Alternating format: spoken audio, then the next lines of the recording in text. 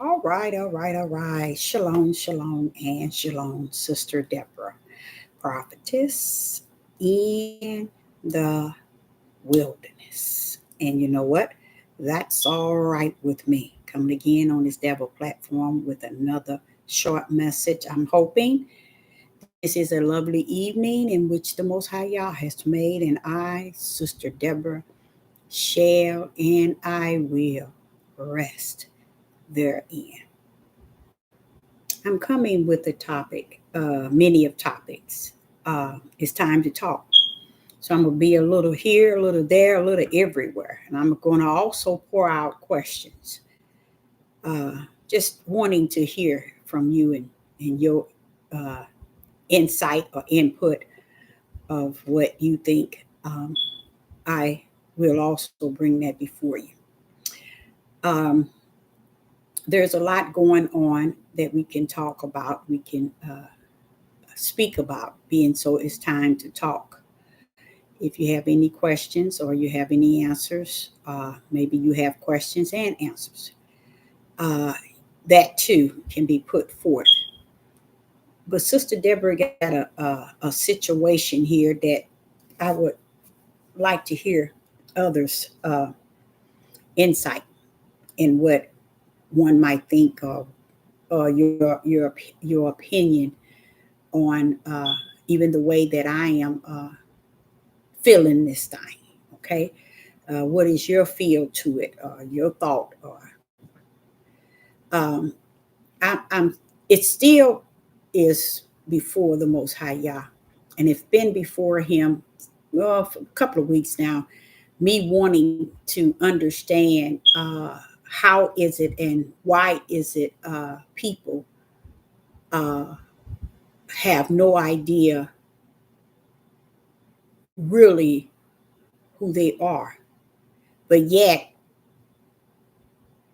are proclaiming they are in a level, they are at a level of awakening, and they know something they didn't know in time past, which I think we all learn as time go on, and we learn things and we come to know more than we knew yesterday.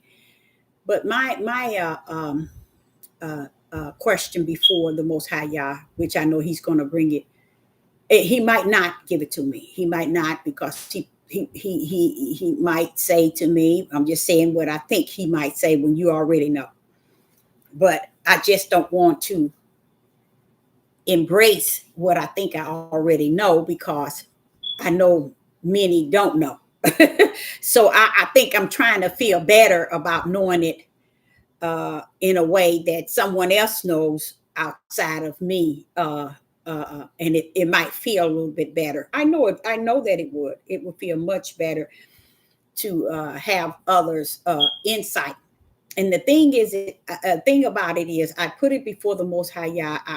I'm just in a. I said I'm. I can't even say that it's not. It's messed up in the spirit, but in the natural, I have this question that needs to be answered. Why is it Israel and Judah seem to not understand that where they are at is not a place someone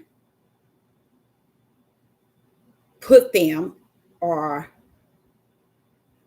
how would I say it,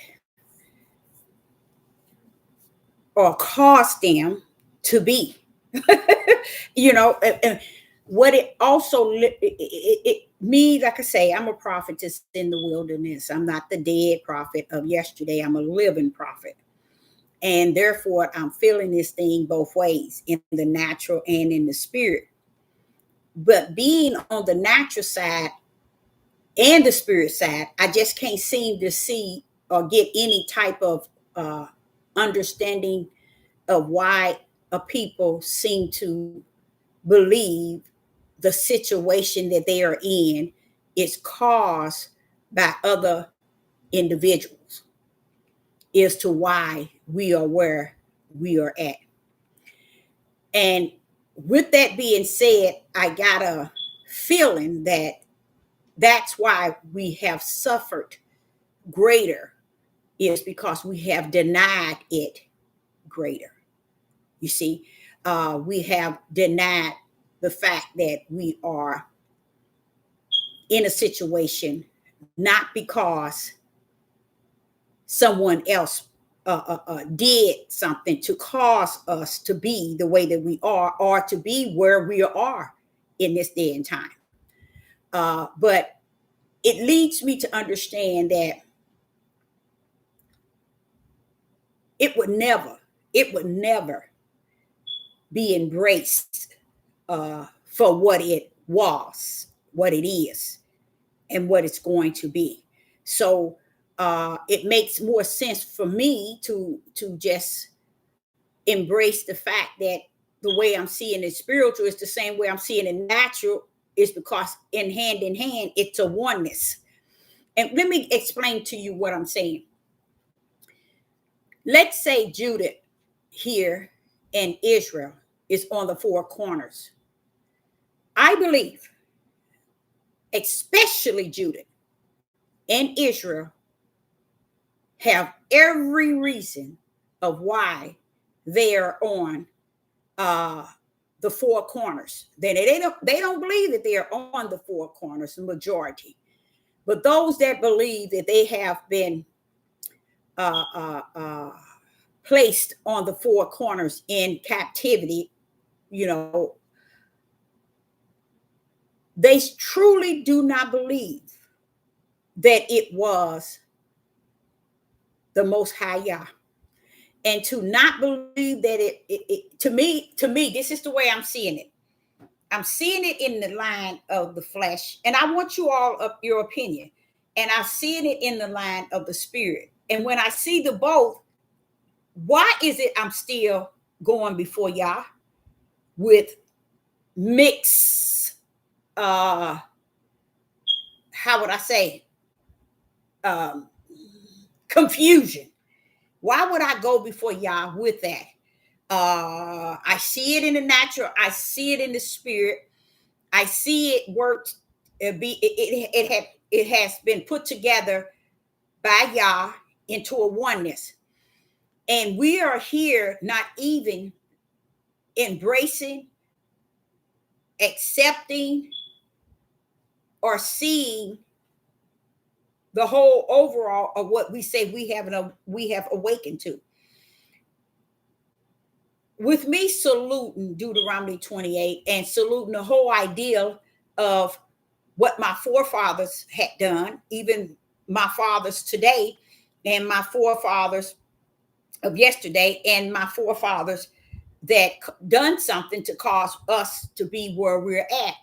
I have embraced that with no problem with it. But in me still asks the Most High Yah, why is it a people you placed in a situation, see not your situation you placed them in? And if they see not the situation you placed them in, why put them in a situation that they see not nor know not? But yet you placed them in it as if it was a consequences toward their action, but they know not. They speak not, they say not, they believe not that where they are at is due to the consequences of something and things their forefathers have done in time past, and us today are, how would I say it, have done even greater disappointing the Most High Yah than our forefathers. So the thing I put before you all is this.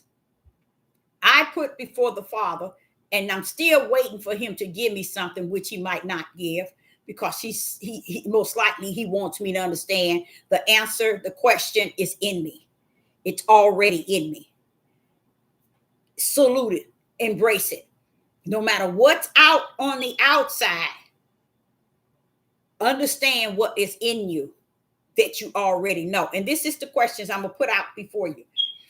Why is it we as a people have so many reasons of why we are here in the land of our captive? Even today, we still have all these reasons of why we can't move ahead. We can't do this and we can't do that. And we always saying it is the Europeans, the heathens, and the Gentiles. They have done this to us. They have done this to us. They have done this to us. And because of what they've done to us, we have not this. We don't have this. We can't go here. We can't do this. We can't do that. So that's us here on the earth are blaming. We're blaming them for us being first and foremost where we're at. We're blaming them for us not having the things we feel we could have had, or we should have had, or we should have, or they should give us, or they should release to us. We're blaming them for it all, okay? And the reason why we don't have the houses and the jobs and the equal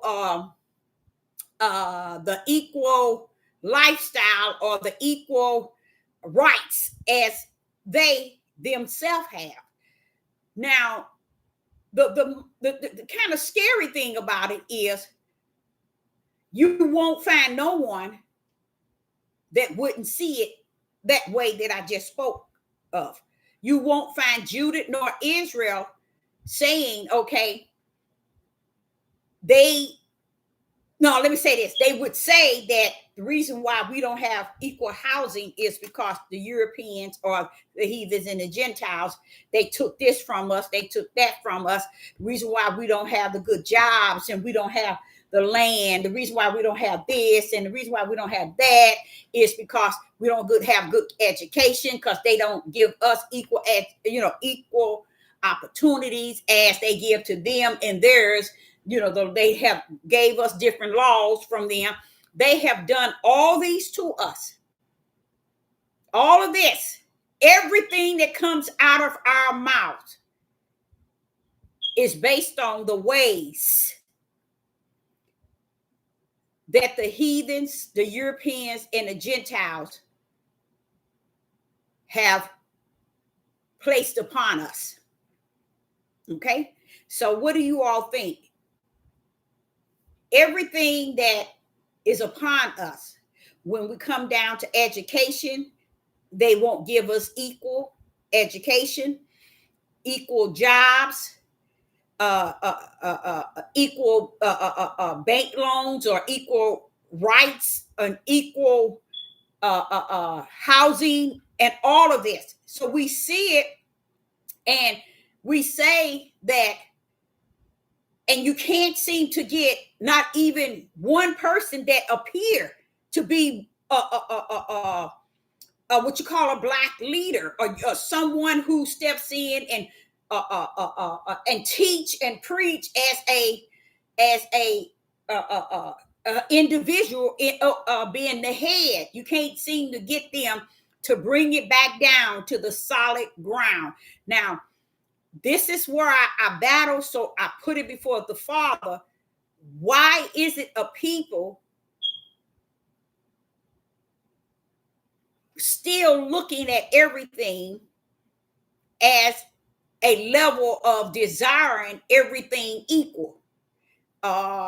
Equal education, equal opportunities, equal housing, equal bank loans, equal everything. Why is a people, and I'm gonna tell you the truth, when you look at people who don't have a belief, who don't believe in going to church, who goes to church but they don't know what church they're in, okay, building a church built with bricks, they follow people and they go here and that to and fro, and they really don't know quite where they're going. They just playing it for all it's worth, okay? I'm not speaking of those individuals. I'm speaking of those individuals that you see who are trying to portray that they are leaders. They're leading the people to some sort of righteous understanding. Why is it they themselves can't see the whole overall, the whole picture? Now,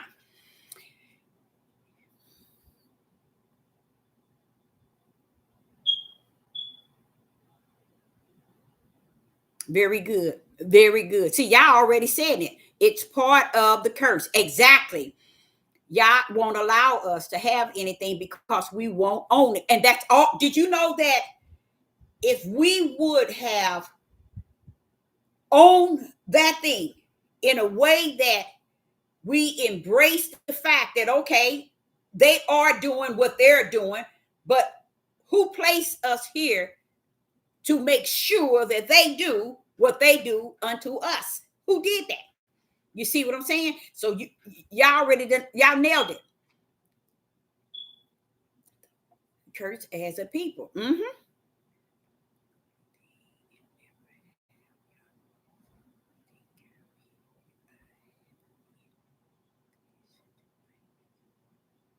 You haven't been conditioned to blame nobody for who. And you know what? Somewhere in me, I haven't either.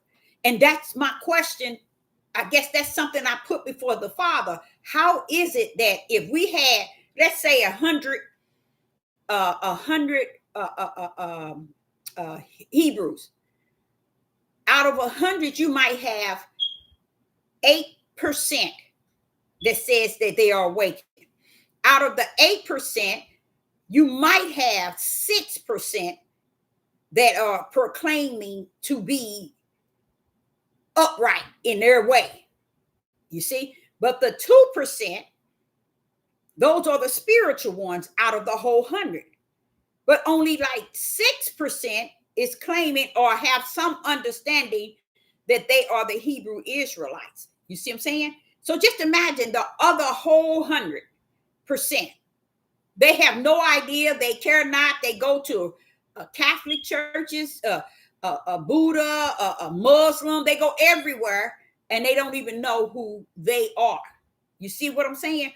But to the few that says, okay, I know who I am, and I know about the curse. So we're actually saying 92% have no idea of who they are. And a lot of you all might not believe that. You can go into your own family. You don't have to go nowhere else but among your own family. And they'll look at you like you're crazy if you come talking that you are the Hebrew Israelite. They won't go that route. So what I'm saying, out of the 100, 92 of them don't even believe who they are in the body, not in the body, in the house of Israel and the tribe of Judah. Okay, so you get the 6% that says, okay, we awaken, but they just as ignorant as the 92. Okay, they're still they say they are awakening, but they have not. They still have those same high level of complaints, still complaining about why they where they at, and they ain't giving us this. They took this from us. They doing this. They doing this. And do you know that the main one that are deceiving the people are those who have been on this devil platform the longest, claiming that they are the Hebrew Israelites. They are the true Jews. They are the most off balance. And then I said, and that's probably why one of the reasons why I put it before the Father. I'm like saying, the one minute they want to say, oh, it's the curse. Next minute they say they took this from us. They took this here. They did this and they did this. They made us like this. The reason why our people are the way that we are is what they did to us. You see what I'm saying? And when you get into the instructions and direction book, which they call the King James Bible, when you get in here, you tend to see, wait a minute now, you're teaching your people that you are awakening, but it's like you're spraddling. You don't know if you're woke or if you sleep. You don't know, because you had to, they're teaching people that the reason why our people are killing each other is because the Europeans, the heathens, and the Gentiles driven us to be so vicious and evil and wicked. And they took so much from us. And then they use all of these ways about if you put a rat in the cage and you leave him in there, you open the gate, the rat is not going to come out because he's so used to being in that cage. In a sense, always fixing these different ways to say we are the way that we are is because the way they have caused us to be. So what do you all think about that? Now, this is what I'm putting before the Father. In such a midnight hour as we are in, what's the deal with nobody coming to any type of oneness of understanding? Wait, okay. Yeah, they've done some things. They've done a lot of things, but even what they have done, you guys, heaven's already got it marked for destroying it, okay? Destroying them.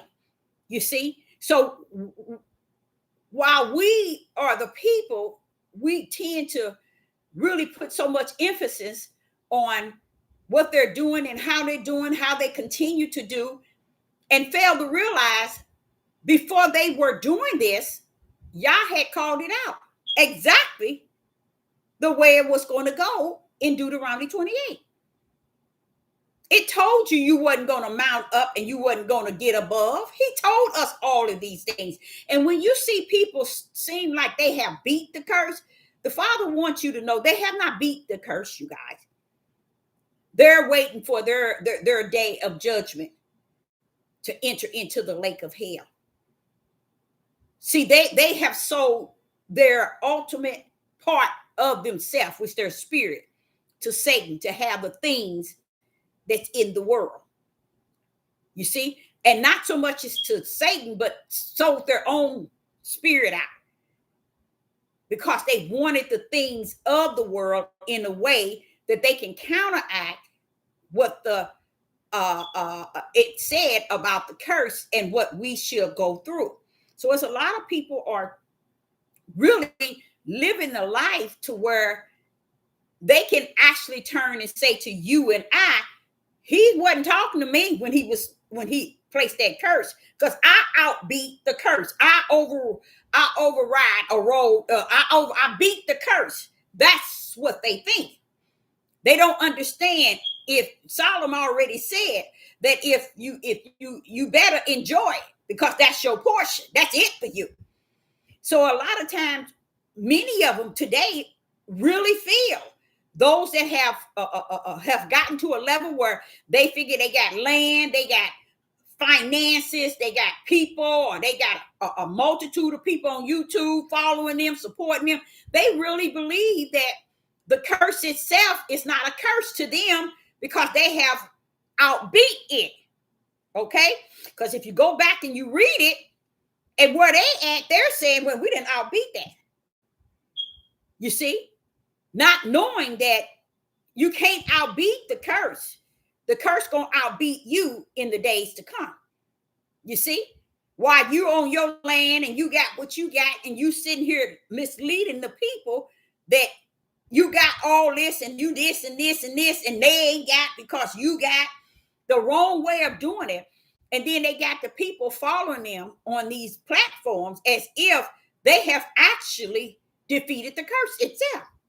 So most of those people turns back and look and say, well, they did this to us, they did this, and they're the one that complained about what all the heathens and Gentiles and European have done to keep the people from moving forward, because now they feel they have conquered the curse.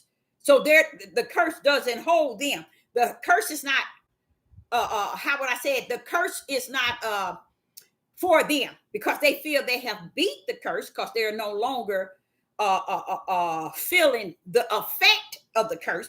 But they'll get on here and preach to you. Oh, when they took away our education, they took this and they took that, all that they took, they did.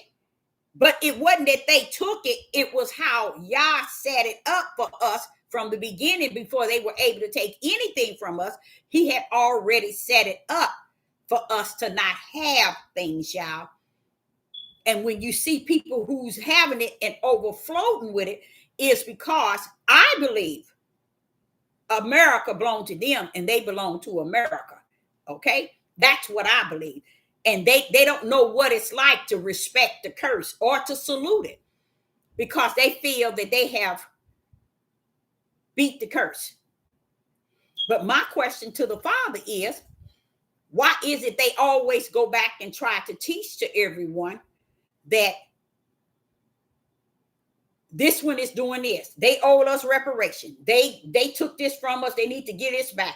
They did this and they did this. They did this, and this is why we can't go from A to B. It's because they held us back. They took this from us. They stopped us from having education, loans to buy homes. They stopped us from keeping our community. They did all of that. But who set the order? You see what I'm saying? And if someone said it earlier in the live and in the chat, that this is how he set the curse up. You see? But if and one said that if we would have just accepted on the curse in a sense of accepting it, then that is for those individuals who can just say, okay, it is what it is. Let's keep running, y'all. You see what I'm saying? Let's keep running. But when we look at it as in a situation like and we keep instilling it into people that this is what we need to do. Now, this is what they said. We got a way out. This is what they said. We got a way out. And we know the way out now. All we have to do is get our banks, get our own banks, come together, unite, get our own banks, back from one another, do this. They got such, you got all of these tribe of Judah men talking about all the plans that we could do to make it work. See, this is the part that I wonder, why is it the 400 years then passed and nobody understand where we're still at? Because they're still focusing on the heathens, the Gentiles, the European, which a lot of times you really can't focus nothing too much but what they're doing. But if you put too much focus on them, you miss what you need to be really looking at, because what they're doing is also still ordered by higher power. You see what I'm saying? And when we try to hide the fact that the way that we are is because the way that they have done things to us to cause us to be the way that we are. Boy, that sounds real good, y'all. That sounds real good if we could use that to justify, identify, and clarify why we're where we at today. That sounds real good, but guess what? It sounds good to a lie. It sounds good to a lie. Going back to saluting the curse, accepting it, owning it, and then you could see that it's not so much as what they have done and they continue to do, but once we own the curse, then the curse has already owned us, but we can move in and out around whatever they're doing. But that's why you can't get past them. It's because you haven't owned the curse first. See, I think we can get past a lot of things that they have done and they continue to do, not because it's them doing it, but it's because Yah is suffering it to be done unto us. How do we beat that? By accepting, okay, Father, yes, our forefathers cut up from the floor up. We cut up from the floor up. We worse than our forefathers. Please forgive us. Own that thing, and then he'll allow you to go around it, a lot of it, and you won't be affected by a lot of it. Why? Because you already didn't accept that it's the reality of whatever it is. He put that stumbling block right there for you to stumble. You see, and you ain't bypassing the Most High, saying, well, no, you ain't done nothing. That's these heathens, Gentiles, and these European, because this is what I'm seeing. You see, it's one female, 1 minute, oh, this is the will of the Father, and this is the curse. This is Deuteronomy 28. And I mean, less than the next week, oh, they did this, did. They doing this, did. They did this. That's why we in the situation we in. How can you ride the fence like that? It shows you that it's a way of manipulating the people to believe the lie. And when they doing that for likes and subscribers.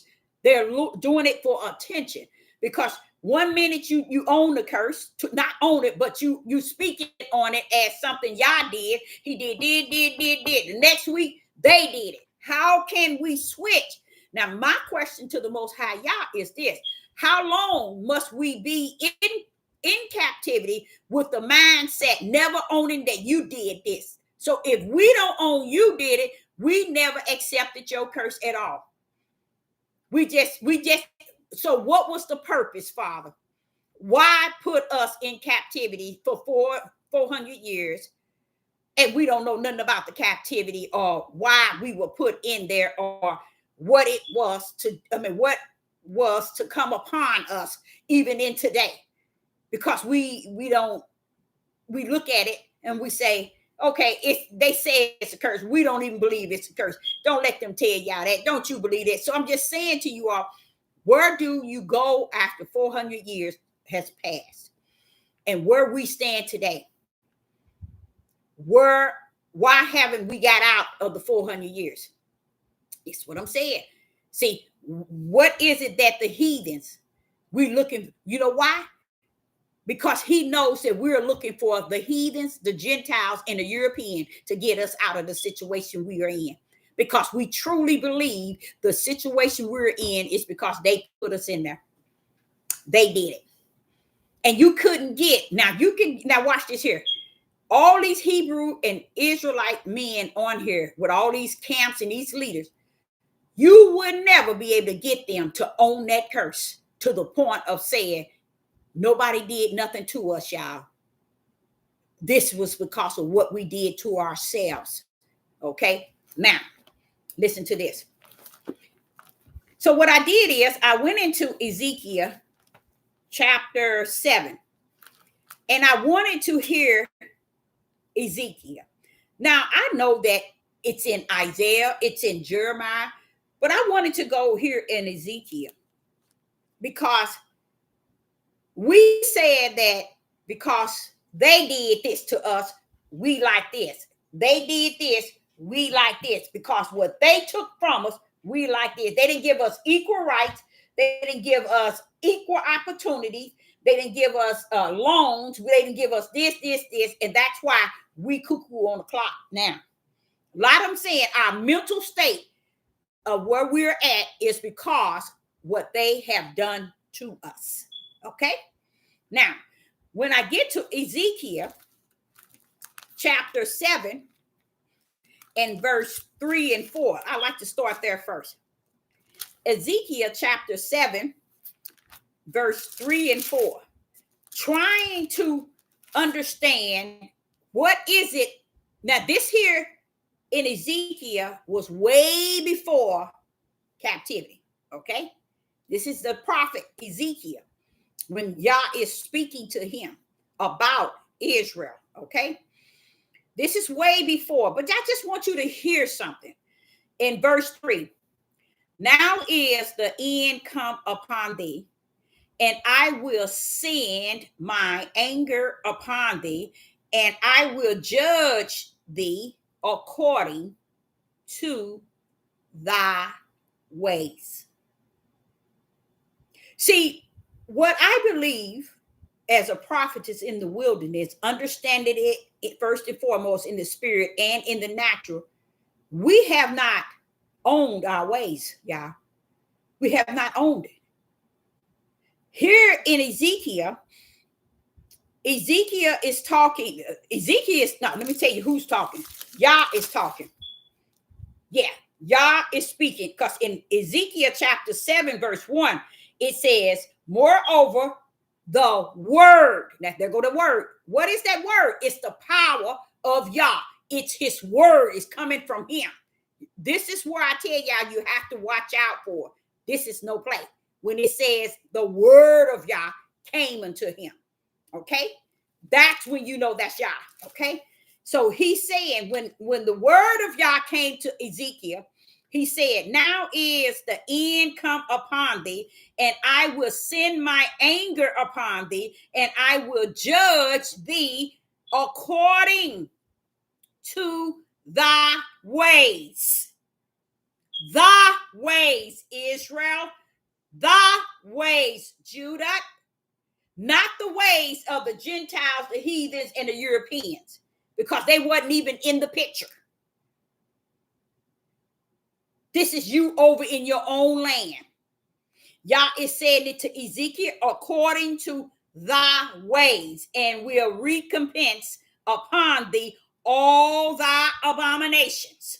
Why? Upon thy ways, Israel and Judah. So we got a way that we came over to this land with, that we never today, year 2024, never owned up to it. And that's why you see us as a people in chaos. It's not because they didn't give us food, they didn't give us housing, they didn't give us equal education. It didn't have nothing to do with that. Because Yah is speaking to, he's stepping into Ezekiel, letting him know this is how they work in their own land. And he's telling them, I'm going to deal with them according to their ways, Ezekiel. So they got a way that they never dealt with. Israel and Judah has a way that they never dealt with. And it did not start here. Moses had to deal with them. Even when he was bringing them out of Egypt to the promise, to the wilderness, Moses and Aaron them had to deal with the same people. Same people, same ways. Why do you think that they end up dying in the wilderness? They got left there because those were the ways Yah was saying all the time that we as people have, and we are in 100 times 100 for denial that we ourselves have a way that does not please Yah. We ain't talking about no heathens and Gentiles. We don't have to please them. I'm just showing you we got an ugly way within ourselves as a people. Now, what happened? Verse 4. We still in Ezekiel chapter 7, verse 4. And my eye shall not spare thee, neither will I have pity, but I will recompense thy ways. See, he knows our ways. Yah know, he said he see it. His eyes see it. He already know our ways. And the sad thing about it, I think they said we took 400 years never getting to know our ugly ways. We never, 400 years, and never got an opportunity to really dig in deep to our own ugly ways. Because we had these ways before we got over on a ship to come over here. In the promised land did we have these ways. So let's continue in Ezekiel chapter 7 and verse 4. And my eye, you see, it's a singular. So it's letting you know, Yah eye shall not spare thee, neither will I have pity, but I will recompense thy ways upon thee, and thy abominations shall be in the midst of thee, and ye shall know that I am Ahijah. He's sitting here telling Ezekiel the type of people we are. And this didn't have nothing to do with us coming on the ship. He's just letting him know this is who they are. They got some ways. Now, let's go further. That same chapter 7 of Ezekiel, let's go to verse 8. In Ezekiel chapter 7 and verse 8. Now will I shortly pour out my fears upon thee. This is Yah telling Ezekiel, I will shortly pour out my fear upon thee, and accomplish my anger upon thee. Why is Yah having this fierce and anger? Because you all still don't believe that you have a way that's ugly. And if it's ugly toward the Creator, what do you think it looks to the people? See, we never dealt. We had 400 years to come to some sort of understanding of us ourselves. And we never came to anything to where we could have seen things we could have seen. But because we had that same ugliness we had in the promised land as we have over here. It ain't got nothing to do with the heathens, the Gentiles, nor the Europeans. But we blame them for the things in which Yah is telling Ezekiel we were like when we were in our own land. So we say, well, because they did this to us, that's why we are like this. We're like this because they took this from us. They didn't give us this. They didn't give us education. They didn't give us this. They didn't give us food. They didn't give us land. They didn't give us reparation. They didn't give us this. But wait a minute, hold up. Go back and back up. Did they not give it or did Yah not give it? See, they don't want to accept. Nobody wants to. That's why they go into all these different churches, the Baptist, the Pentecostal, all of this Christian, this Catholic, going all these churches looking for some type of light, looking for some type of truth. And guess what? It's over. You ain't going to get it. You had 400 and some odd years, and you lost with the cost and without. And with that being said, that's why when he come, he's going to get his remnant that he going to clean up. All the rest, what's going to happen? When somebody says they got a small remnant, that's letting you know that don't mean the whole. It's mean a certain handful. Okay? So here it is. He said it to Ezekiel in verse chapter 7 and verse 8. Now listen to what he says. Ezekiel chapter 7 verse 8. Now will I shortly pour out my fears upon thee and accomplish my anger upon thee, and I will judge thee according to thy ways. Again, telling Ezekiel. Why 4 times in one chapter? Because he wants somewhere along the line, someone like Sister Deborah to understand why you salute the church itself is because you can see that these people were like this toward me, even when they had the promised land. So it ain't like you came over here and they treating you a certain way. They're treating you the way that you were ugly to Yah. They treating you that way to you. In a sense, giving you a little taste of your own honey. So what did he say in verse 8? I will judge thee according to thy ways, and we recompense thee for all thy abomination. You was in the wilderness. You was in the promised land over there where Josh had led you. And this is what was going on. He's going to judge you because of your ways. So these ain't the ways that the heathens, the Gentiles, or the Europeans has caused you to become. Oh, they did. That's why we did. Ever anybody think, why would Yah want us to be in a situation like this here for 400 years without the light coming on nowhere? Just be there and not have no understanding, no nothing. Now, let's go to Ezekiel chapter 36. In Ezekiel chapter 36, somewhere along the line, he had, I feel, this is me, it sounds like he stepped into Ezekiel for some reason. For some reason, it's almost to me like he stepped into Ezekiel. And he said to him, son of man, when the house of Israel dwelled in their own land. What land was that? Land floating with milk and honey. Okay? They had everything. Listen to what they did. They defiled it by their own ways. So why is it we haven't digged in deep enough to see our ways? Recognize our ways. If you're going to put us over there for 400 years, Father, y'all, I like to say this night, we should have figured out, we should have come to some sort of a oneness and understanding we got some ugly ways. And we never did, even to today.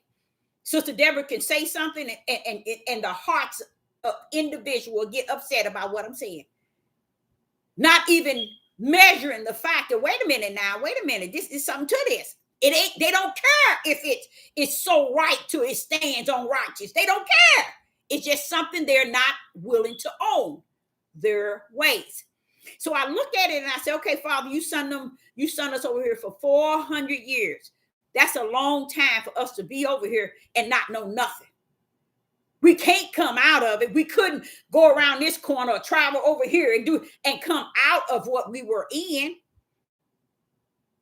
So why be in it and not know anything about why I'm where I'm at? Or learn, what did you do as an individual? What did we do as many to become in a place for 400 years? So we just come here, be in a place in captivity, not blaming everybody for why we are here.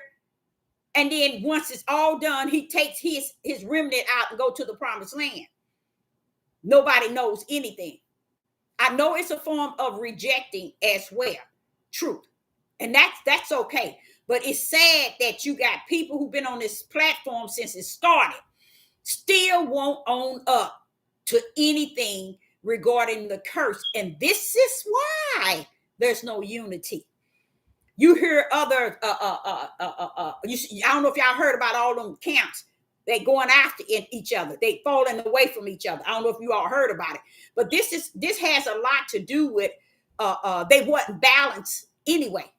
They never. Now just imagine if you got 16 camps, okay, and just say if they all together and it's just as one, but if you got 16 heads, all of them lost with a cause and without one. Why? Because they still have not really learned what is our ways that got our forefathers to be what y'all say, stiff-necked rebellion and disobedient, and we become worse than them, stiff-necked rebellion and disobedient. 400 years, let's come to the table and see what is it about us that we don't want to own.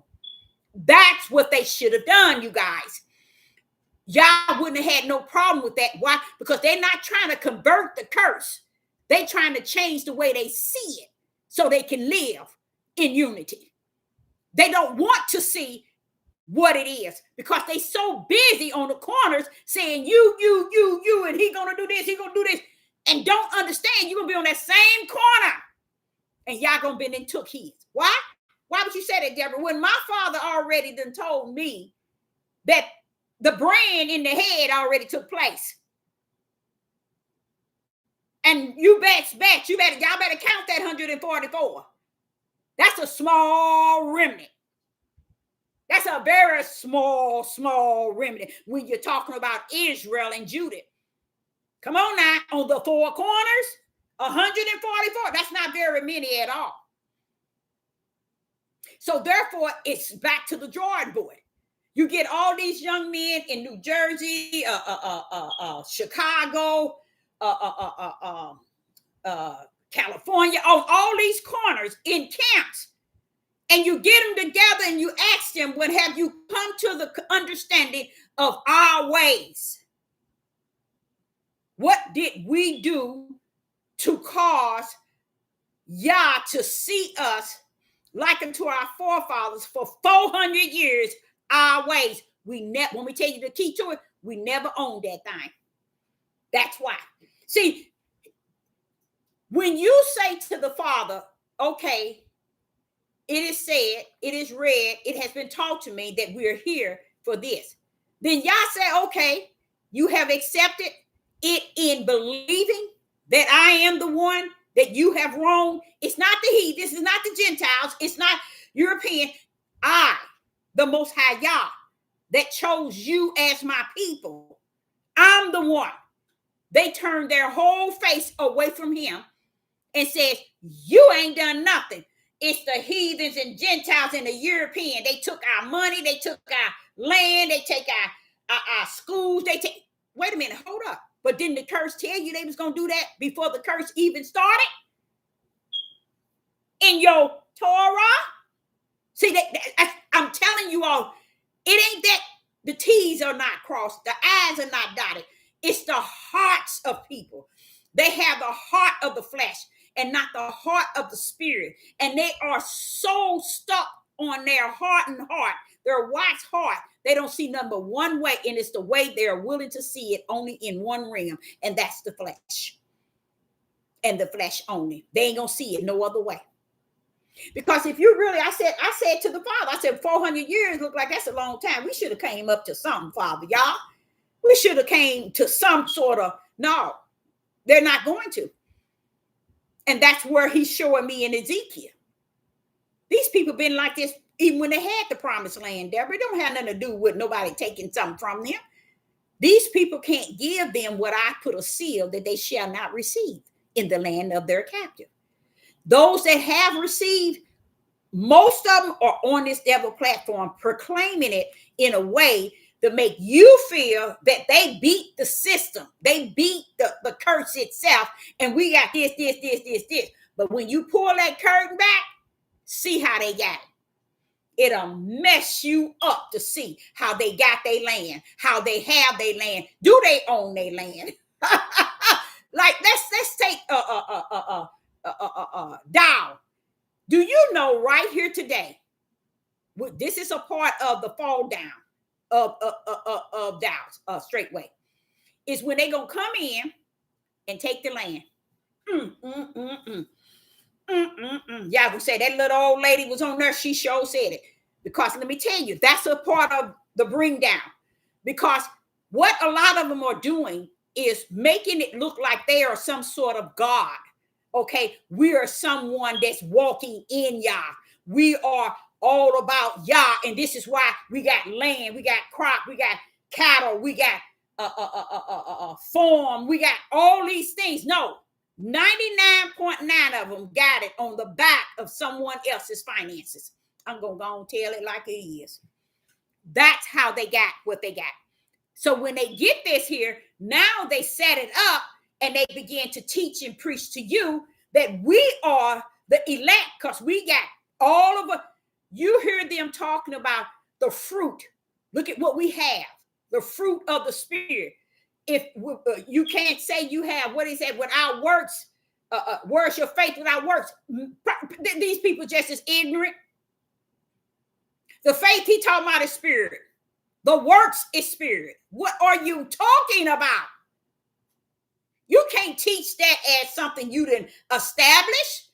And just as they did, the United States got to where they at on the backs of others, taken from the Indians, how the Indians taught them how to do all of this, and then they destroyed them. All of that, that's how Israel has stepped into that same realm toward their own people.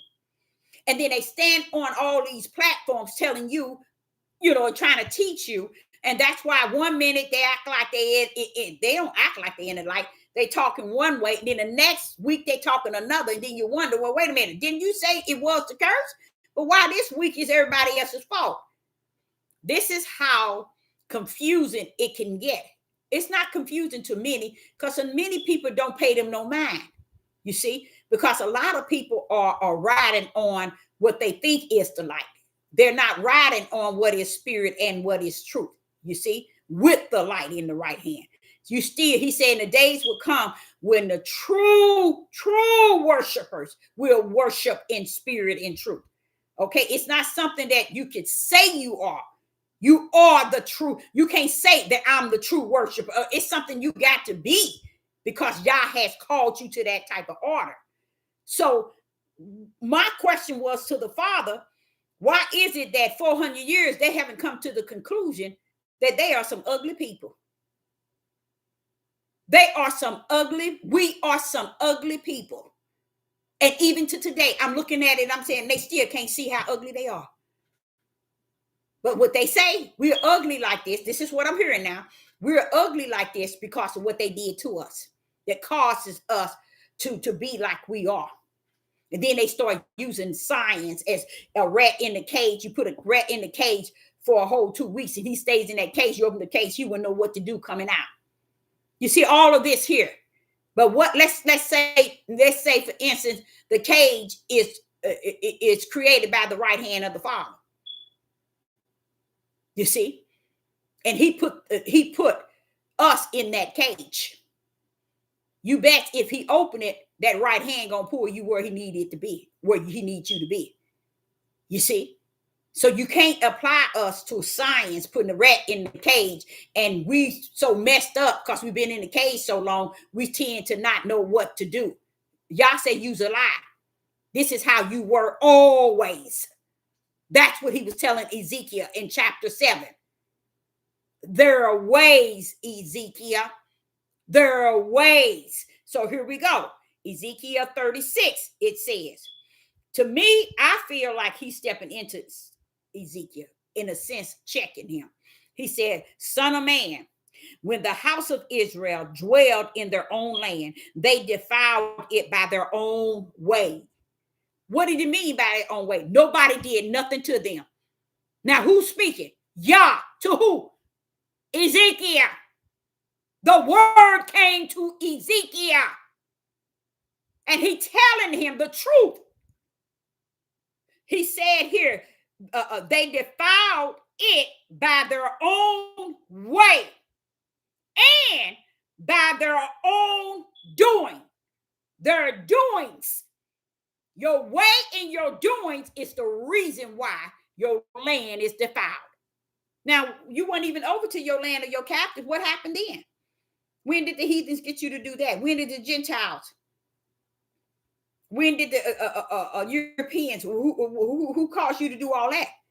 You see, it's something we never owned up to, you guys. We never owned up to that thing. I know we say today we have and we owned it and we accept it. But you know what? Somewhere along the line, we never owned up to it. And I believe that's why we're still where we at. Don't get me wrong. It's still going according to Yah's will. He knew that we wasn't going to own it. Don't think he didn't. Because listen to what he said to Ezekiel. He told him that they were in their own land and they defiled it by their own way and by their own doings. Their way was before me as an unclean of a removed woman. He said, and listen to what he says in verse 18. Wherefore I poured out my fears upon them for the blood that they had shed upon the land. Now, who shed blood on the land? They were over there killing. Promised land, y'all. Do you know what was over in the promised land? The promised land was set up like almost, it ain't going to be set up as good as excellent as the promised land in Mount Zion. But it had the spiritual atmosphere there. It was the richest land. Now, let's say you and I, just imagine, just kind of put your mind there. We had the richest land on the face of the earth, you guys. The richest land on the face of the earth. And on that land, we had everything we could want. But did it change our ways? Did it make us think different or feel different or do things different than we're doing today? No. You see the lies, how the lie is still being taught and preached and manipulating people to believe we the angels from the heaven and everybody else is Satan's. But we haven't owned up to why was our forefathers called stiff-necked, rebellion, and disobedient? Why were we called worse served than our forefathers? See all this stuff that we still haven't owned?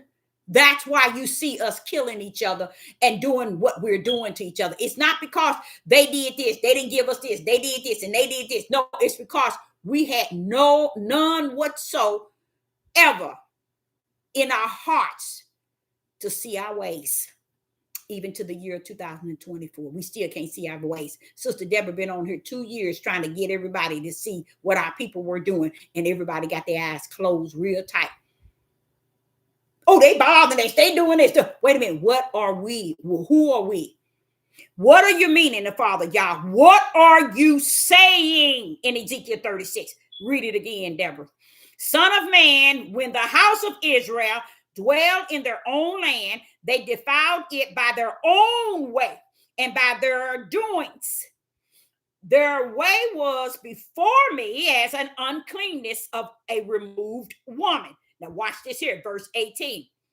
Wherefore I, Deborah, I poured out my fist upon them for the blood.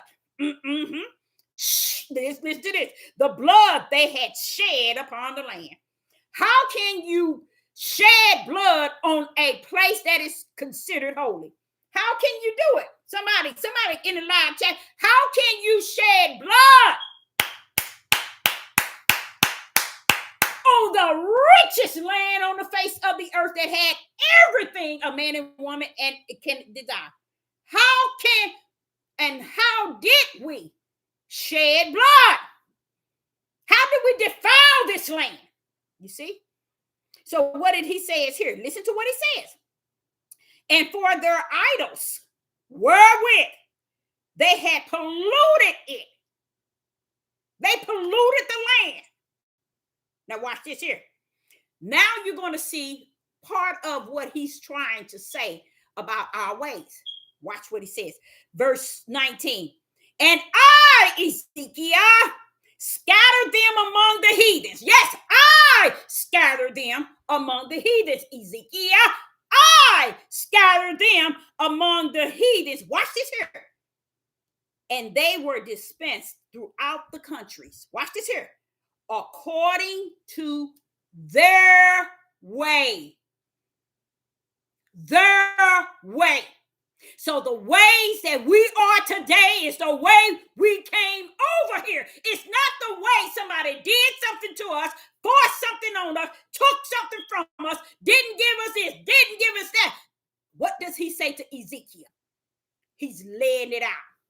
He said in verse 19, and I scattered them, Ezekiel, I scattered them, Ezekiel, among the heathens, and they were dispensed throughout the countries. That means on the four corners, right? Watch this here.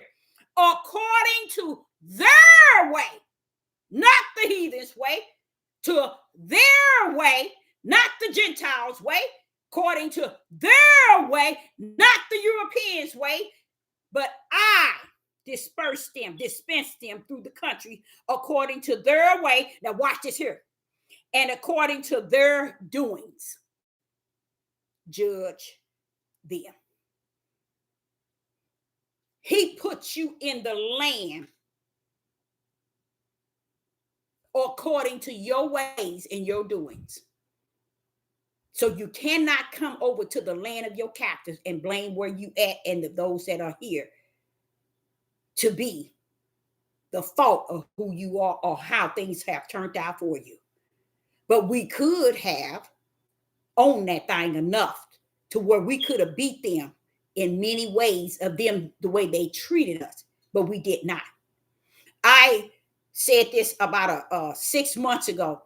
I said to you all too, I did a video. I could not understand how is it that the United States has more than 1,000 of sundown towns.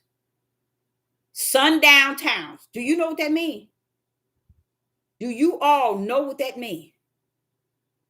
That means that we as a people never fought for nothing righteous.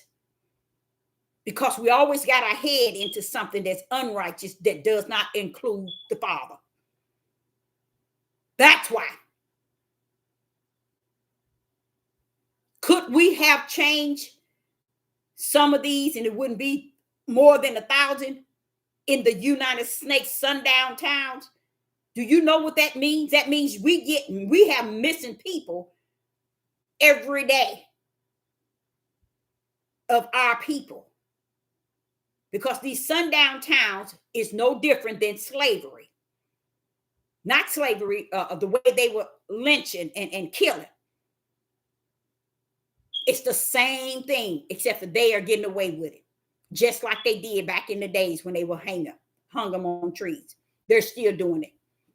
But while we running around here thinking we got a big screen TV, we got a job to go to for me and mine. Never owning our ways. Never owning that thing at all. Because owning it means that you're saying to the Father, we get it, Father. We some ugly people. We have been not ugly in this land. This land didn't make us ugly. We were ugly before you, Father. No, we don't want to do that. We didn't want to do that. 400 and some odd years. Still never owned that thing. And I'm like saying, okay, Father, how could that be? It messes me up because a lot of you all would think I'm a person that stay on our men. But if you all really understood how I put a lot of things before our men as one to fix situations for us, I found out more dirt on Martin Luther King and Malcolm X going and coming.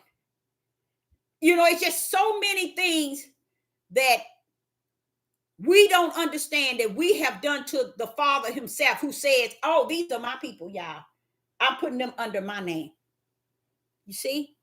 And we turned around and looked at him. Oh, you put us under your name. We gonna clown anyway. We got our own ways. We ain't finna follow your ways. We ain't finna do things your way. We got our own ways. And that's what Yah is saying to Ezekiel. He said it to Jeremiah. He said it to Isaiah. He said, you go in all three of those prophets. He said the same thing, that these people is messed up. But then we get over here and we say they did it. They didn't give us good education. And I sit back and I said, how can it? And I said this to the Father. How is it that we got schools in all of our community boarded up? What happened that those that says that they are our leaders, our men, why didn't they ever fight for schools for their children? He said, how can they fight for anything, Deborah? They never fought for anything, not even themselves. As a man, as a father. So, because every time we pass by we go into the city, we see all these beautiful buildings boarded up. And they've been boarded up for a good 20, 25 years, y'all. And they all over the place, boarded up. And I sit back and I look at it, I said, but what went wrong? Now, they can give us poor education. We can give ourselves education the best way we know how. But did we do it? No. We showed them that we didn't want nothing. Even to today. We don't want nothing. That's our mindset. We don't want nothing. But all we want is to look at them. Y'all did this. Y'all did this. How you say you built this country and won't even clean up your front yard nor your backyard? You won't even cut the grass. But you built this country. How did you build it? Right when I go into the community and you see all these males all on the corner and strung out on drugs and drinking and hollering and look like they ain't been in a bath or in a house in a year, but yet you want to take on this and say that somebody caused you to be like this because they didn't give you this. One thing he said, that you weren't going to own nothing. And when you get something, they're going to take. He said all of that. But he never told you that you would not be able to make it. It's nothing wrong with uniting. But see what they did. Martin Luther King did it. Malcolm X did it. Everybody united together without Yah. Every one of our black men that call themselves from Jesse Jackson, Al Sharp, All of these people, all these people that was with Martin Luther King, none of them, Malcolm, what's his name? Louis Farrakhan, he ain't worth a dime flip on either side.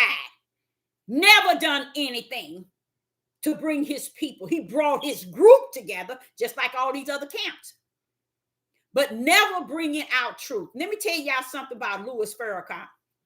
The Father spoke to me. He said, Deborah, he was dying.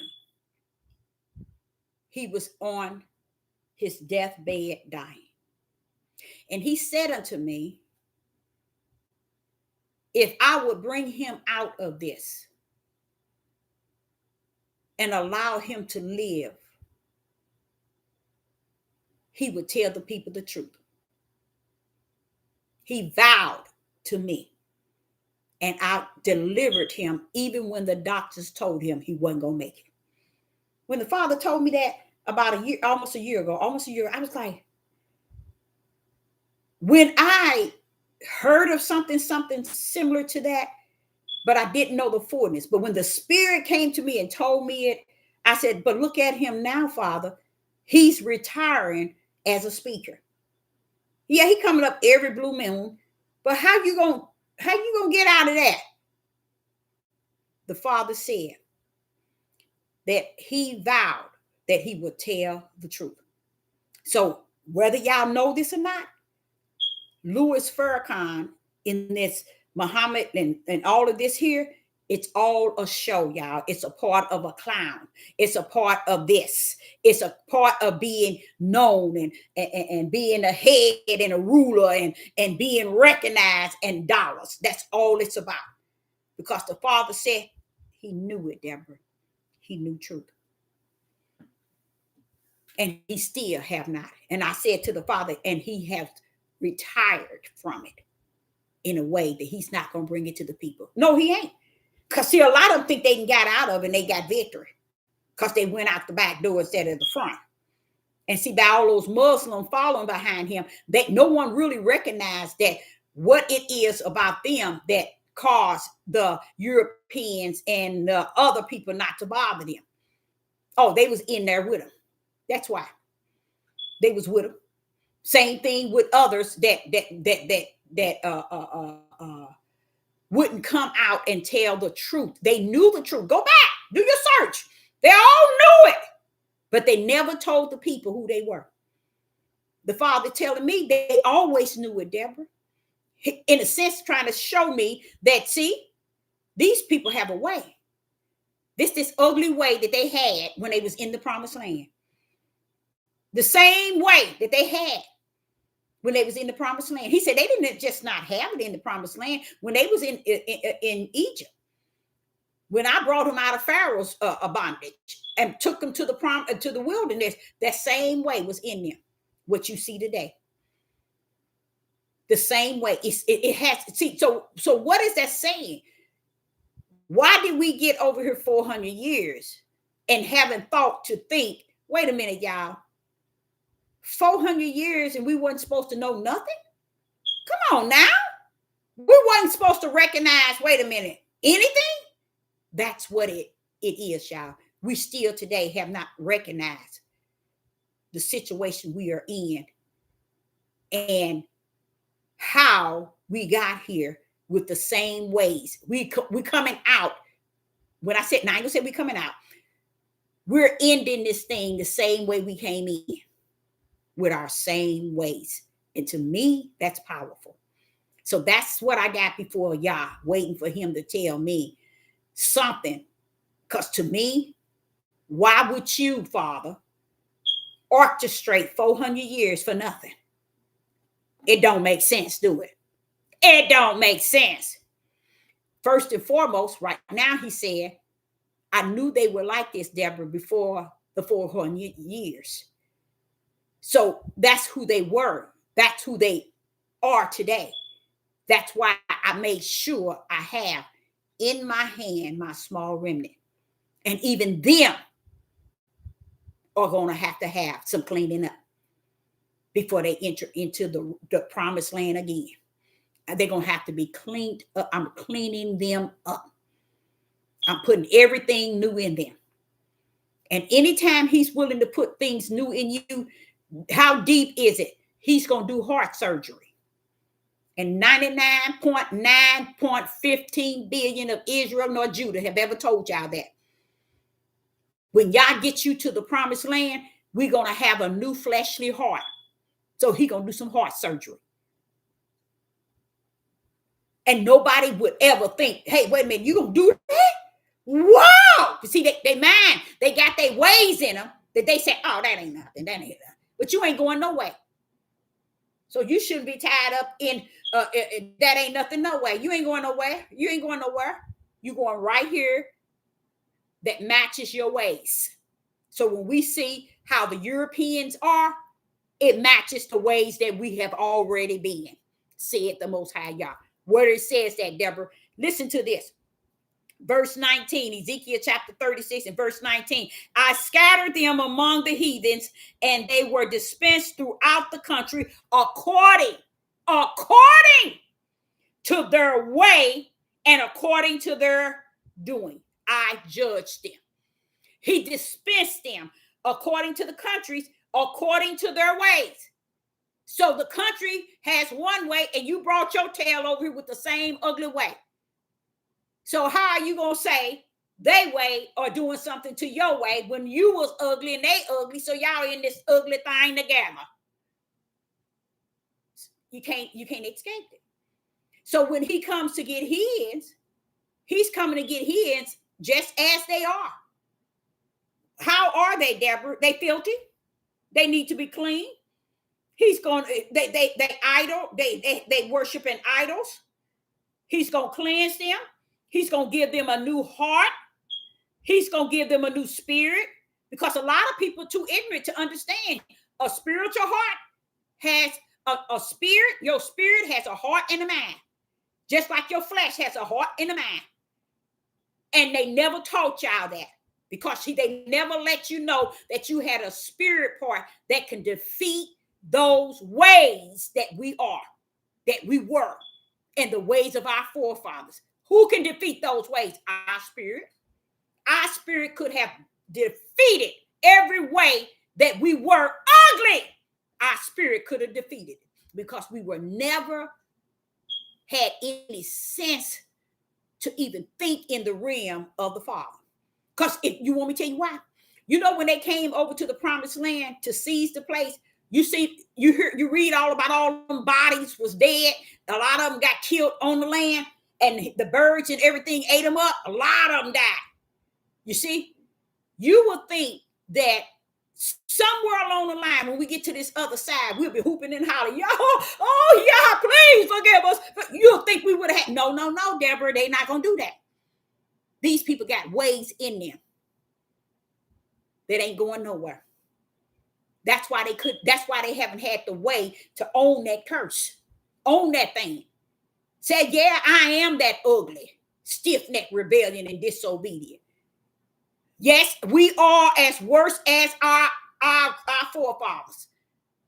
But if it be thy will, Father, please, please, please, you poured out all that grace and mercy. Please forgive our forefathers in us in our ugly ways. Oh, but no, we don't want to come there. We don't want to come to the throne like that. Oh, they did it. They took this. They didn't give us this. They didn't do this. We still talking that ugly conversation with a creator. And he's what he say? He said, Deborah, I turned my back from them. Yeah, I still got a stretched out hand, but hey, I turned my back from them. I don't want to hear it. Because it's nothing positive in a realm of recognizing that was that right hand that orchestrated all. So here he said, in Ezekiel chapter 36 and verse 25, he was talking about how he's going to cleanse the filthiness and cleanse you from idols and sprinkle water on you. He's going to give you a new heart, and he's going to give you a new spirit. Notice everything he's doing, he's giving you. Okay? Love ain't nowhere in that. He's going to give this to you. And love ain't got nothing to do with it. This shows you, just like Tina Turner said, what love got to do with it. They never had nothing to do with it. It's just a word that the Roman Catholic put there, so you will never know who y'all was and how you and us and everybody else could get along by giving and gave each other. You don't have to win every battle. You don't have to win every debate. You don't have to win every fight. Give it. Give it up. Give it up. But no one wants to do that. They think this here platform is about a battle. It's about a fight. It's about a win and lose. It's about a debate. It's about who got more subscribers than the other. Who got more likes than the other. Who's famous. Who's more important. Everything that don't mean nothing. So when he got into Ezekiel 36, he says he's going to put a new heart, a new spirit, and he's going to take that stony heart out of your flesh, and he's going to give you another heart of flesh. So he's going to actually do surgery and give those that he's taken over to the promised land a new pumping heart. You know why? You know why he's going to give you another flesh heart? Because that bad boy going to last you 1,000 years. See, y'all didn't know that, did you? That's what he wanted. You ain't going in the promised land to and die 100 years later or 200. You going strictly the shot of 100 years. 1,000 years. That's why he putting a new heart in you. Oh yes. You remember in the beginning how they was living up to 999? Yes. But you in the promised land, you on holy. He's going to back that thing right back up. And you're going to live that long. Yes, that's why Satan going to be down for 1,000 years. You're going to actually live with a new heart that he's going to place in you. And that's why he got to take that stony heart out.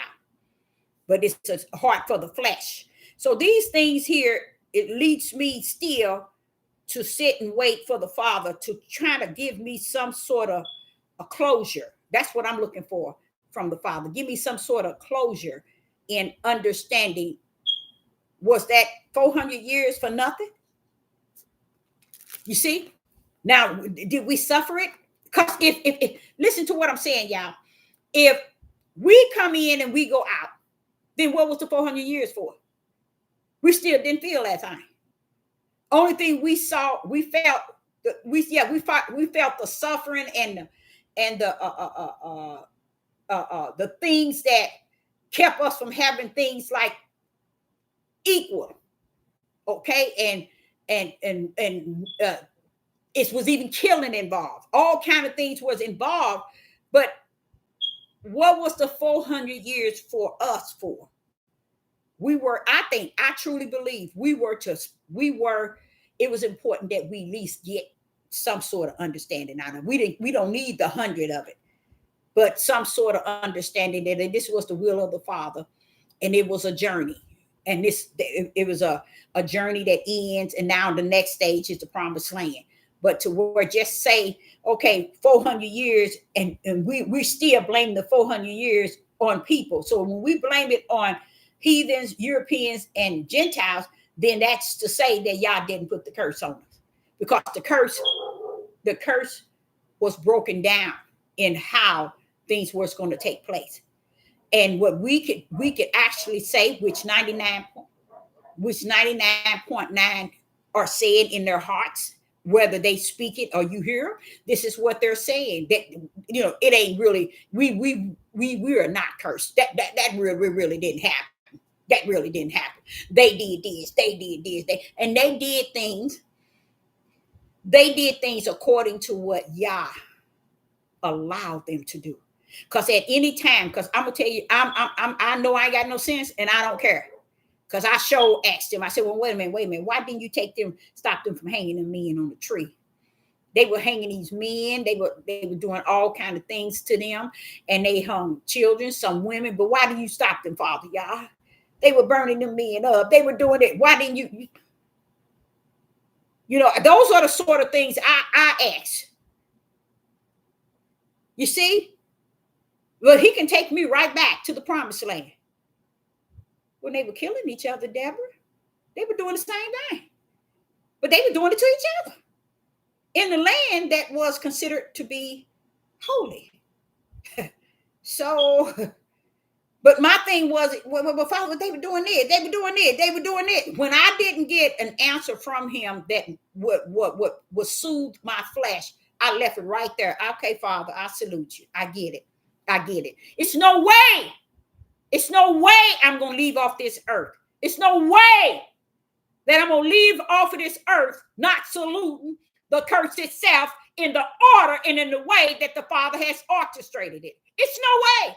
He's given me too much understanding in it, too much wisdom about it, too much knowledge about it. And then he turned around and tell you, now look at what they were doing before they got over there. I was like, so they were doing the same thing? Yes. But why are we trying to put ourselves in a pretty basket and then we don't and make it look like someone else has done something to us and we just a whole bouquet of flowers because we live in the lie. We have denied the curse. We have not accepted it in the order in which it should have been accepted. Some way or another, we didn't have to accept it to the point where we bragging about it or we're around talking and well, yeah, we did this because we did this. No, it wasn't all about that. It's about bringing people to understand where we're at and why we're where we at and what we did to get here. Instead, they on the corners telling women, Europeans, we're gonna rape y'all women. And what country of this country got more than 1,000 sundown town, but you got these Negroes sitting on corners talking they're gonna rape y'all women? It don't balance, do it? It don't make sense. But yet y'all still got sundown town. Do y'all understand what sundown town means? That means you can go up on a tree in a blink of an eye. That's what sundown town means. That means you go in, you ain't gonna come out. And if there's more than 1,000 of those here in the United States, what is that saying to you people? They don't get it, Deborah. Gone. It's not there. And this is the ways he was talking about that Israel and especially Judah has. So when I go back and I say, okay, Jacob, what was that thing you was talking about then about Judah? He said, I told you. I told you. He shows before he died, he said it about Judah. That Judah is going, all he's gonna be is a slothful lion, and ain't gonna want to get up. And ain't until Shiloh come, he ain't gonna get up. And it makes a lot of sense. But when it makes a lot of sense in that spiritual realm, you embrace it and say, okay, I got it. I got it now. Because there's two ways, y'all. You can understand things in the natural or you can understand things in the spirit. Once you get it in the spirit, you can embrace that natural much better to say, well, okay, I got it now. It's in the spiritual realm. I understand it. It makes sense. Then you embrace it better in the natural. That's how the curse is itself. It's about the whole thing. But what I've been coming up on is people complaining big time that the reason why our men ain't where they should be, our women ain't where they should be. We didn't get educated. We didn't get loans. We didn't get nothing. But yet we built this whole country and can't build our family. Y'all don't see nothing wrong with that? I know y'all don't. Because to me, the light is only can be seen in the basic spiritual realm. It ain't got to be a big spiritual something. It's the basic. You can build this country. You telling everybody you built this country. They built this country on our back, but you can't build your household, your family. Come on now. Your yard. You can build this whole country, but you can't build nothing outside of the country itself. Then who did you build it for? You didn't build it for you and your family. You see how y'all is beholding all of this? Y'all is looking at all of this. And this has a great deal to do with why they're today standing around saying the reason why we don't have this is because they did this, they did this. Why did y'all wait till now to start growing vegetables? having your farm. Why now? Why? Why weren't you building that sort of stuff back in the days with your family? Why didn't you build buildings? Your father and your father's father and your mother and all of y'all in the 400 years. Why didn't y'all do stuff like that? Always having an excuse. Somebody did something to keep you from moving to the step that y'all would have had open for you had you just owned the whole curse itself and said, okay, I repent for not just myself, because my ways of my father is within me, but I want to repent for my father's sin. Now, when you say you want to repent for your father's sin, y'all ain't telling you to come to his throne time, but you repenting for the sin of your father, and you don't understand the sin of your father. See, that shows you how we do things in the order of what somebody tell us. Not so much as the spiritual understanding y'all want us to do the order in. We would sit and say, when okay, I see now, I repent for my fault. No. Just listening to Jeremiah, y'all stepping into Jeremiah with the word. Y'all stepping into Isaiah with the word. Then he gonna pull up on Jeremiah and Ezekiel with the word of our forefathers. And when we hear these things, then we go back into what they call Torah and see that our forefathers ain't never had it right. Then we pull up. We get it now, Father. I pull up today. I get it now. I get it. That's why Moses had a hard time. I get it, Father. I got it. I see why when I'm going to say to you, Father, forgive us. Thank you first and foremost for all this grace and mercy. I'm going to let them know that. All your grace and mercy. And you had to have had it then too, Father, y'all. I thank you. Just thanking him for allowing us today to have some sort of pin needle of light of yesterday that we could pray and thank him and repent for the errors of our forefathers back then. But the mindsets today, our forefathers ain't done nothing. These people just doing it to us. They bothering us. Everything is about what somebody doing to them. And they cannot come to any common ground that what did we do to ourselves? And that's what that's what Yah was saying to Ezekiel, Jeremiah, and Isaiah. These people were like this here in the promised land. Their ways were already like this. Their doings were already like this. They were shedding their own blood of their own family members back then. So why are we stuck today on something? Because for 400 years, we never had a leader that was walking for the mission of the Father to break down the truth to these brothers, so that these brothers can get it to the family and get it to the other Israel and Judah, especially Judah. No one broke it down. Martin Luther King didn't break that thing down. Malcolm X didn't break it. He was over here in the Muslim business. Nobody wanted to break down what Yah was doing in these 400 years. And I'm going to tell y'all something that the Father told me. He said, and they knew. He said they knew all the time. He said Farrakhan knew. Farrakhan knew. He got out of here.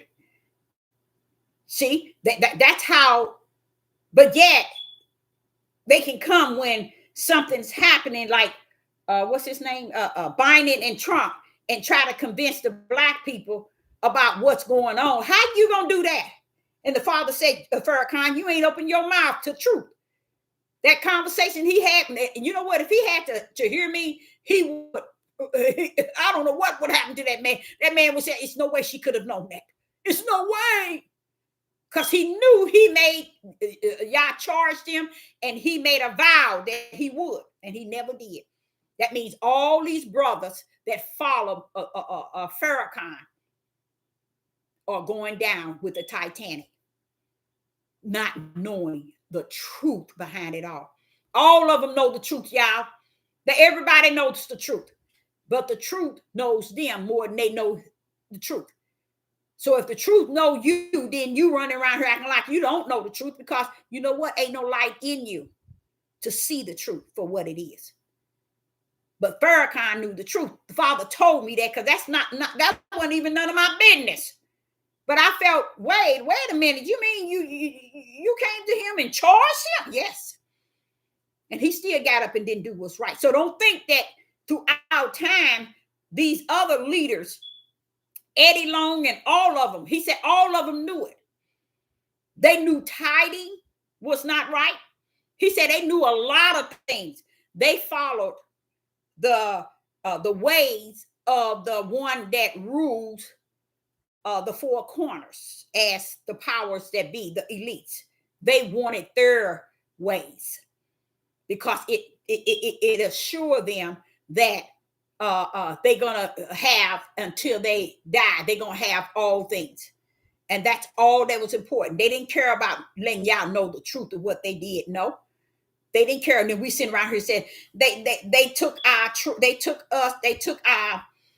books away, and they took away, and we didn't know this. They took chapters out of the book. Baby, even if you had them, you still don't know nothing no better. You can put up all the books that you got now, and you still don't know nothing. Still saying the same darn thing before you pulled up all the lost books. Ain't nobody saying nothing no different. That's just what they do, y'all. They do this to make you think that somebody else is doing something that to them, or among them, or always wanting to have a just reason of why they can't get from A to B. And they have used it for 400 years, and they still ain't got from A to B. Because if they got to A to B, they'll know that ain't nobody done nothing to you. You done it to yourself, because that's just who y'all are, you as a people. That's what you're repenting for. That's when you go down and pray for your forefathers, because you come to realize, hey, we some ugly people, and let me go before the Father. Father, we are some ugly people for sure. We are backbiters. We are we sick. We got some issues, Father. Search us, Father. I can see why you poured out grace and mercy on us, because we are some sick people. But now nobody don't want to come to him. They don't want to go to his throne like that. But yet he went to his. He went to his own throne, gave your butt 400. He went to his throne himself and gave your butt 400 and some odd years. You still here. So whether you want to come right or not, he went all the way. He gave you 400 and some. No, he gave you more than 400. It's past 400. And you still ain't figured it out. So I'm having the thing, because I keep seeing people popping up saying, oh, they did this, they did this. And then they don't understand unity is not based on how you're going to get a bunch of people who don't have their spiritual unity together. They don't have a spiritual oneness. You can't get people in the flesh to come onto no oneness. 400 years you ain't done it. So you got to go a different route. You got to come the spiritual way. You got to come through the front door, which is the spiritual route, to bring people into a oneness. And when you're gonna easily separate them, because when it come down to the spirit realm, ain't everybody gonna want to come that route. So they're gonna back up on out the way. So then those that still standing, then you know what you got. Because it's just a sad thing that in this day and time we're still talking about what somebody done to us. And how can we say somebody's doing something to us, and we all up in the world? We all up in trying to think that Biden or Trump is going to get us where we never got. How many years have gone by and there ain't not one president did anything for you or for your nation, your people, or you? Not one. But yet you still hooping and hollering to try to have one over the other, as if those two heathens going to do something for you. No. But what will make a mindset be like that? One that's gone. Deuteronomy 28 said it 7 times, maybe more than 7. That they're going to be gone, Deborah. The cuckoo clocked out. And they thinking that, this voting and Donald Trump, and you hear them covering, oh, Donald Trump, Biden, what is it? Biden, checked out and all this. Why are you making videos like that? And you sitting around here talking about what they doing to you. What are you doing to find out who you are? Nothing. Because I'm all that and some. It's them that's doing it to me. But yet you running around people around talking with politics, talking about voting for this man and that man. All this is a setup, people. And the people ain't even figured that out yet. It's a clown show. And it's a sick clown show because you got two drawed up raisins. Now one look like they can even uphold another 6 months of life itself. But yet y'all sitting here talking about they going to do something for your country. They're going to do something for you. That lady that's going to pull up, they want to keep talking about she black. Now y'all know darn well that lady ain't black. She ain't African, nor is she Hebrew. She ain't got nothing black in her. She's Indian and something, and it looks like Arab, but she ain't black. At least I don't think she is. She could be, but I don't think she is. They tend to use that to make the black people think, oh, get involved. And what will make? And I said back and I said, Father, here it is. They don't even know. They vote don't even count. They so ignorant. Nobody votes count, y'all. The power of that beast is with the Roman Catholic. Their power on the four corners pull up who's going to run and who's going to win. It ain't got nothing to do. They like to see y'all clowning out there, especially seeing we as a people clown. All they have to say, put on red or blue, and we'll go grab them red and blue. We'll be in the stores trying to find red and blue. And all they have to say, okay, now fight. Y'all get out there and start fighting. Okay, red fight blue, blue fight red. Y'all get y'all tails out there fighting. That's how bad a people are. The ones that y'all have said this is their ways, Deborah. He told it to Jeremiah, Ezekiel, Isaiah. These people got this way. Because that's all they have to do. They can sit here and tell you anything, and you'll believe them. Sister Deborah come here and try to tell you something. I ain't believing her. She ain't no prophet. She can't tell me. I don't listen. You see, it's off the chain. So that's why I cannot deny what the Father is saying about the ways of Israel and Judah, especially Judah. I have to say, especially Judah, because that's what I was called to sit among. And I've seen them to be the ugliest of the ugliest. And I'm not ashamed or afraid to say it. Because the Most High Yah knows that I am not a liar when I speak it.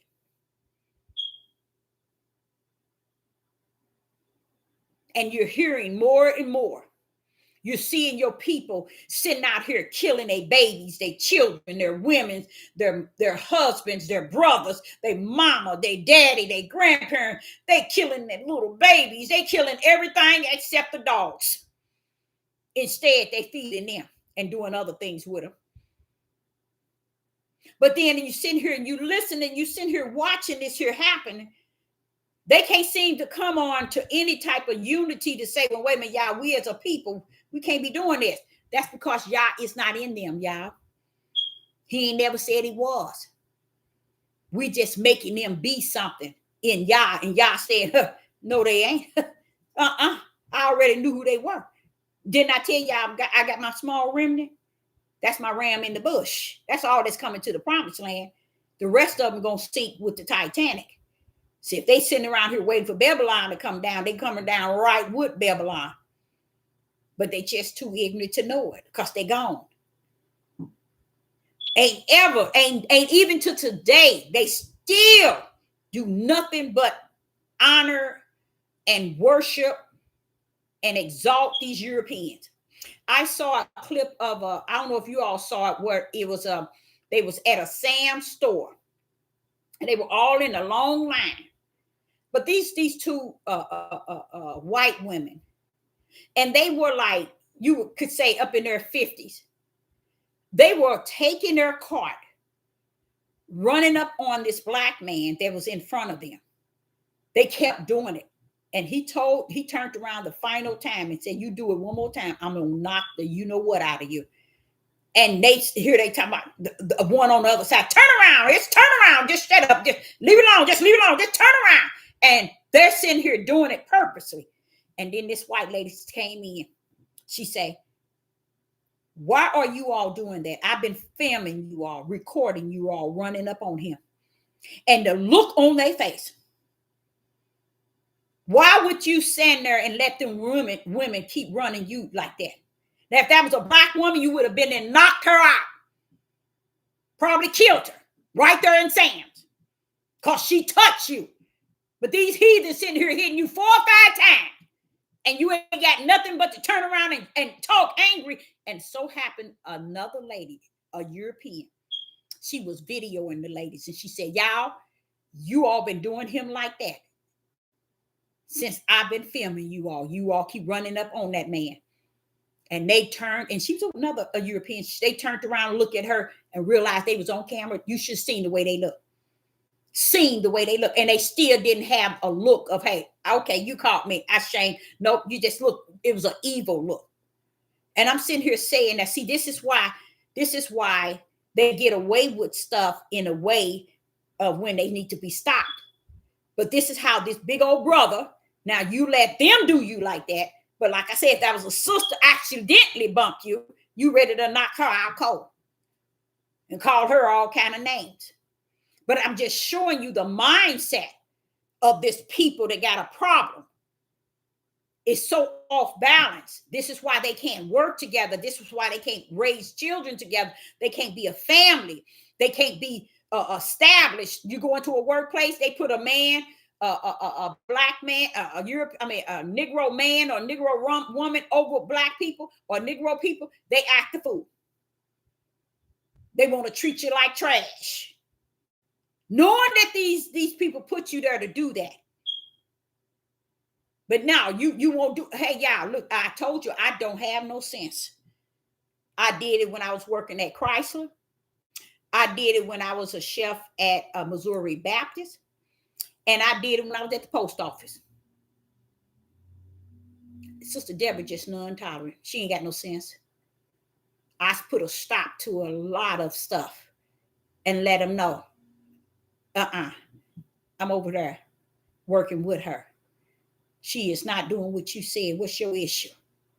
I don't care if you're a manager. I don't care if you're a CEO, PEO, TEO, whatever. Don't let me see nothing out of order because I'm going to be the one to say something. My whole life has been like that. And I look back over every job I've ever had. I walked out every job I've ever worked because of something they were doing to my people. But Miss Deborah, we don't understand. What you mean you don't understand? I'm standing here looking at you. See, they won't talk to me like that. They won't do me like that.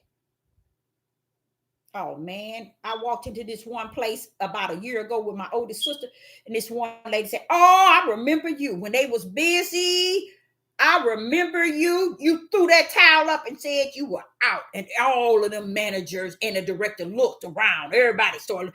I said, I sure did. Because I told them 3 times I called a meeting. Personnel and the director, twice with them. And then the 3rd time with the manager, the director, and human resource. What's the problem? First time, I went to telling them that I didn't like how they were treating the men on the line. No, I'm not going to be on the line cooking, and then you treating them like trash. You think I'm going to stand there and put up with that? No. I'm not the one. Oh, well, Miss Brown, we are so sorry. We are so sorry. We're going to try to work on it. We're going to have a meeting with the guys, and we're going to, okay. They had a meeting 6 months later. Here the mess go again. What do you mean? Hold up. What's going on? You mean you make what? I'm coming from Atlanta, Georgia. They hired me over Skype to come to this state. I come back home, and I got hired. At first, I flew in and filled out all my paperwork, and went back And then I started working like 18 days later, but I had to pack up from there to come to this state. So I'm like, okay, wait a minute. These guys been here 15 years. They chef too. Wait a minute, hold up. What you say you make? We're not supposed to discuss what we make. Oh no. No. Do y'all know when they finished dealing with me, they gave them brothers a raise? They gave them a raise. Were they making more than me? No, but they gave them more than they were making. I said, why would y'all stand here and put up with that? People, let me tell y'all something. Sister Deborah, you know, I'll tell you why. I've never been a person that was hung up on money. I'll walk in and walk out on it. You see, that's just who I am. Everybody that knows me and said, hey, they just don't know who they dealing with. You'll go in and come out. I sure will. But when I go in there, baby, let me tell you something. When they see what I can do, I do it so sharp, so fast, so quick, and I can do it, a lot of it. And when they see that, oh man, boy, you can do the work of 7, 8 people. Yeah, I can. I can throw down. But I don't talk. I don't talk to them. I don't hide. I don't buy.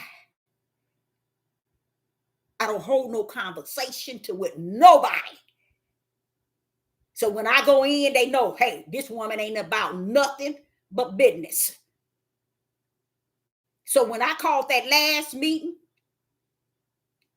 the director, which was a really nice person, she said to the human resource lady that, okay, it's still going on. So when I come back from my vacation, Deborah, I will deal with it. So we had another meeting. Now, this is me calling the meeting, y'all. This ain't them calling nothing. This is Sister Deborah calling the meeting. That last time I came out of that meeting, they said they was going to do it, and that manager, she was mad. I looked at her. We was there on I think it was like a Friday, and that place was packed. And I was online, and she came out there, and she said something about the guys couldn't have towels, no towels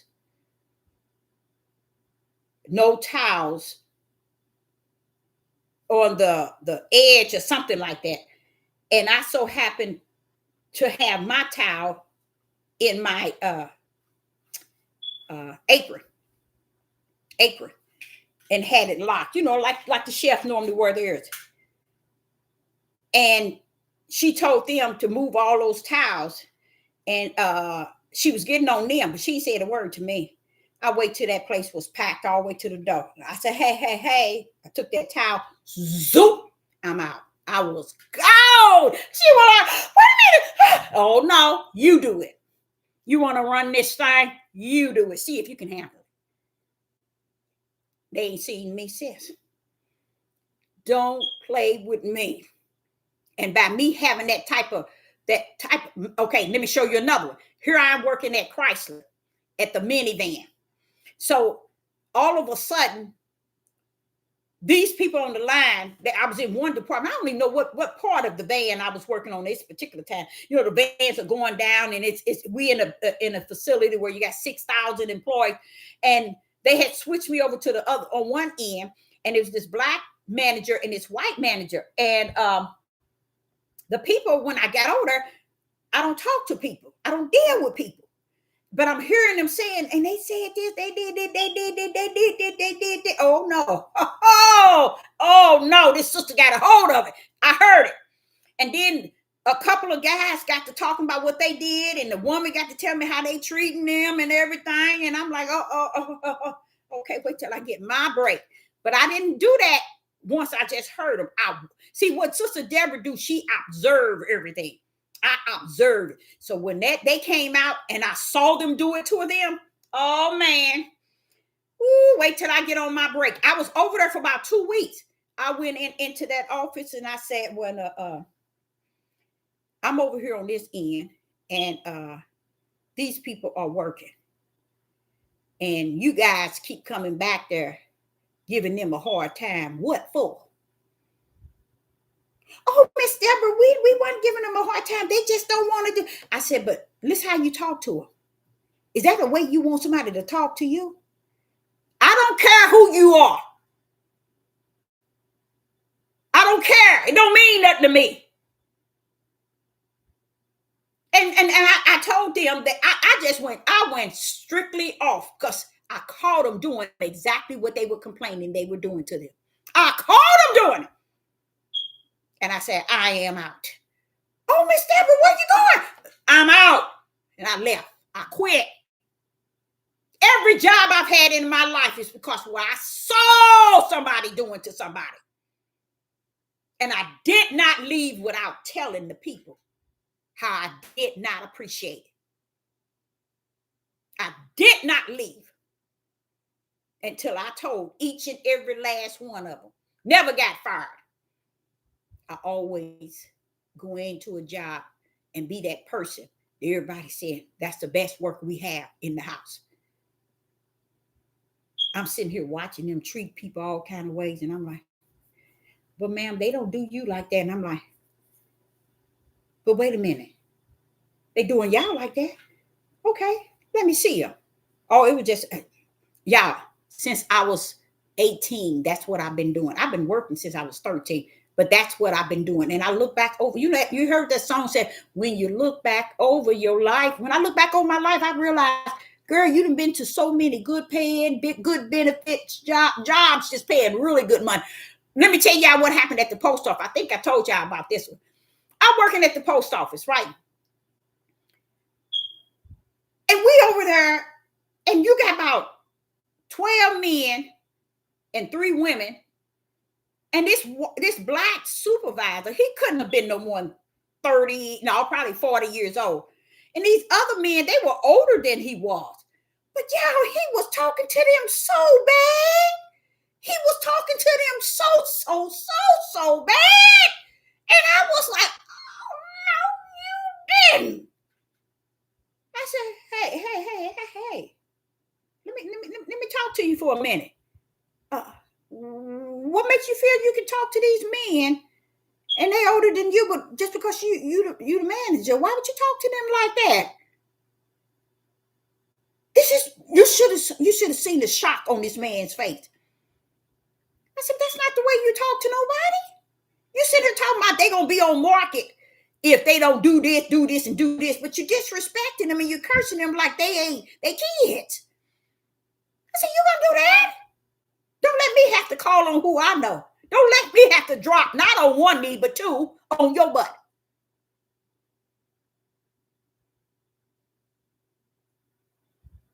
That brother was so shocked. That next morning, I'm on the line, sorting mail. That brother come running down that aisle. He said, Miss Deborah, I'm so sorry. And I said, you need to be telling that to the men. That makes me feel bad when you talk to the men like that. I was hurt because the way you was talking to them. But I want to just apologize to you and tell you I'm so sorry. I told my wife what you said, and she told me you didn't know who you was in the midst of. I said, you didn't. He said, you a prophet? She said it. That's what his wife told him. A woman that comes and talks to you like that, his wife is a prophet too. She told him, you didn't know who you was in the midst of. That was a woman that is a prophet of the Most High God. That's why he was running down the next morning. And I said, you need to apologize to them. They men, you don't talk to them like that. Just because you're the manager, you don't talk to people like that. He said, I'm sorry, I apologize. And I told him, when you apologize to them, then it's well. Oh, bro, don't do that. Don't do that. But when Sister Deborah get in a situation where she knows that she needs the mountain to move, Sister Deborah drop on them twos. And guess what? The Most High that I know, I don't know about who y'all know. I don't know who you know. But the one I know, not only is he going to move the mountain, he's going to destroy the mountain as well. That's how I got to know him. I've seen him for myself. I've seen his power, his glory. I've seen what he can do. Don't let me drop on them 2 knees. Because when I get down there, I'm telling him, wait a minute, you seen that, didn't you? Didn't you see it? Didn't you see it, Father? I know you seen it. Oh, no. Don't let her have to come telling me I seen it. Because if that's the case, here I come. I had to do that with my brother-in-law. If you, Father, y'all, you seen it. You seen it. You seen it. This is 3 times. This is it. This is where I'm going to move. That night, when they killed him, when they shot him dead in the middle of his head. And the bullet was the type that's not even legal to have. When it gets inside, it explodes. And I thought about it. I said, oh, Father. Because y'all, when I drop to them knees in that way, y'all coming. He gonna pull up and he gonna go out. That's why I tell y'all don't know him. You think you know him. You know him when he act on your behalf. He show up and he show out. He gets you to understand no job can't hold me. I don't care. $30 an hour don't mean a rat's behind to me. I come in and I go out. Disrespect somebody. And it's always been my people. And I look back over that and I realize that, I think about that too. I said, Father, I always quit jobs because the way they was doing my people. And I never called them my people. Never called them my people. But when I see people doing people wrong, I don't have that. It's just not there, y'all. But see, I'm that type of person that's not afraid to move out. See, a lot of people will hold on. I'm keeping my job. I need my job. Yes, you're going to need it because you know what? You're going to be right here working it when y'all take kids up out of here. That's the mindset of people. You see, you have to be able to have that spiritual mindset with it or without it. I'm going to go in the way of righteous. And if I got to walk out, I will. I ain't walking out on nothing. It ain't a time that I have walked out one job and ain't got a better one. You see? So it ain't like, I have to be the way that the work said and the place said. People sit here loving their jobs and just eating up these jobs. And it's nothing wrong with that. If you are at peace and you are working and it's okay and you feeling okay and it's okay to go to work, ain't nothing wrong with that. But the Father in the kingdom will tell you this child have left every job she done had in the name of somebody doing something to somebody, doing something to somebody else. Never have I was ever been fired. I was always the person that got a raise instant, constantly. Oh, we're going to move her up to a higher position. Oh, can you be a manager? Can you be the head? No. I ain't coming here for that. Because you don't want to be a head over nobody's spirit. Because that's what you're dealing with. You ain't finna put me somewhere.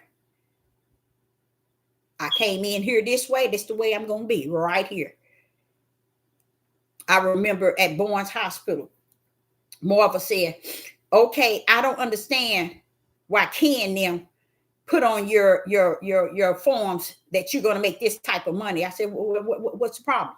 This is a sister now. She was old enough to be my mama. She said, nah, we don't start off with this position at that. She say, they made an error. I said, I'll tell you what. She went on to say that, and I said, I'm not going to, what she say? Let me tell you what Marva say. And this is the positions and this is the pay. I said, I can't do that. She said, I understand that. And I said, I ain't going to climb no mountain to accept what you going to give me. We ain't going that route. The moment I said that, Ken, I think his name is Ken, walked in. He's a Earl and this white lady. Marva, do you see her resume? We already okayed her to get the pay we gonna let her have. See, that's what they not, people not used to that. They're not used to that. Everywhere I been, nobody not used to stuff like that. I don't, you're not gonna pay me what your scale says. Now, if I said I want this, and if you can't pay me this, I would leave. But I want this. And if you can't pay it, so long. So they were telling her, Marvin, she looked at like a fool. She was a black lady. They can't do that. And then when they walked in there, Marvin, did you look at Miss Brown's resume? You see what she been. But the pay, but we signed on. I'm the director and I am the assistant director. You ain't nothing but a manager. We signed on that we giving her that pay. You see?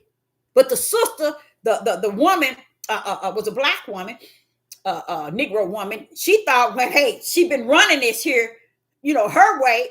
Baby, you can run that with everybody else in here. But when it come down to me, stand down. You can stand down. And I told her, I'm not going to climb no mountain to get what you trying to give me. Nor will I come down. I just leave and let you have it. And that's when they walked in and told her. Because she thought she was going to make me look bad and say she going to drop the pay. You can't do that. When they walked in, that just shows you, y'all have everything in order for you. When you serving him in the way and you seeing him to be all that he is, and you trust that he got it from the beginning to the end, no matter what you have to walk into. Because a lot of times when I go on places, I'll be like, okay, what you sending me here for? Like that time I was working for the prison system, training them men. I'm like, wait, hold up now. Out of 300 applications, how did they get me? What are you sending me in here for? And I learned something in that place. I really did. And I also realized that I was really good. I'm really good with men, y'all. Really good. I mean, really good with communicating and we can talk and we can. I allow them to be open. I put it like that, and they allow me to say what I got to say. But I heard a lot of stuff up in that prison. I mean, I didn't like the maximum because it was 3: Annex, Gumbo, and the Max. Max, the prison, Clayton. I didn't like Clayton because that was hardcore up in there, boy. I didn't see people coming up walk. Oh man, I didn't know that type of stuff exists. People, whoo. But yeah, otherwise, I even walked out of that one. I walked out of that bad boy. I said, before she come in there and take everything that I ordered, no, I'm not gonna have it. And y'all know she ain't got no business doing that. So I went to the headquarters and I told them, I said, what's the deal? Will, you hired me. You told me I'm over the ordering and everything I order. I have to train these men in here. And if you got the guards coming in there with keys taking right in front of me, taking what I ordered, that don't look good. I have to do this order. I have to balance this thing out. And they're coming in and taking what he was what you call him, Uncle Tom, truly. And he died less than 9 months later. He died 9 months later, but he was afraid of them. As long as them Europeans come in there and do what they want, don't you say nothing. Don't you open your mouth. Bull crap. I ain't ordering for them to come in to take. No, this is for me to train them what to cook and how to cook and set up the food for the inmates. But this ain't for her to come in here as a security and take out my stuff. No, forget that. I'm out. What do you mean though? What? That's what I mean. They see people been doing things too long in the dark. But I truly, even though I'm talking to y'all, but yet inside of me is giving y'all the glory. Because I just thank him for the travel time of my life that he has suffered me to go different places and be amongst the multitude, and being able to stand in the midst and be the light. I wasn't one that buckle up and buckle down. I wasn't one that just give in and just say it's like this here because they say it like that. I'm not one that agree with you because you white, you right. I'm just not that type of person. Never was, never will be. And that's why when you hear me talking, I'm talking because the strength that's in me, he that is in me is greater than that which you see on the outside of me. So don't you got to consider that, wait a minute, she got the great one in her as well, so it ain't just her. She got some help. She got some help. So I say, anybody have any questions? I forgot to even ask that. I'm just talking. It was supposed to have been time to talk and I didn't talk. Oh my goodness.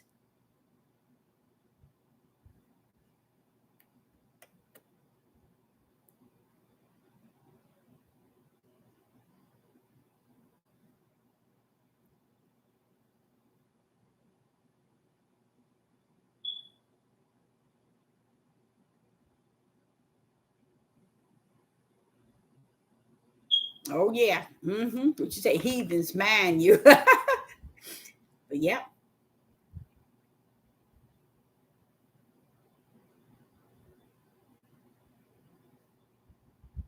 Oh, I like that. You said the 400 years is a testimony against us. That is so well said. I like that though. I like that because that makes so much sense.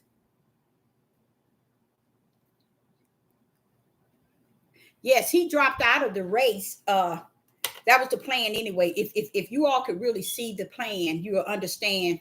No, you wouldn't understand it. That's all a part of the plan.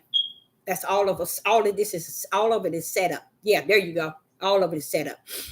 He was supposed to have been dropping out, even when you heard what he was not going to endorse the vice president, all that old clown stuff, just stuff. But the problem is this: I would say this to each and every last one of you: what is going on is not what you see.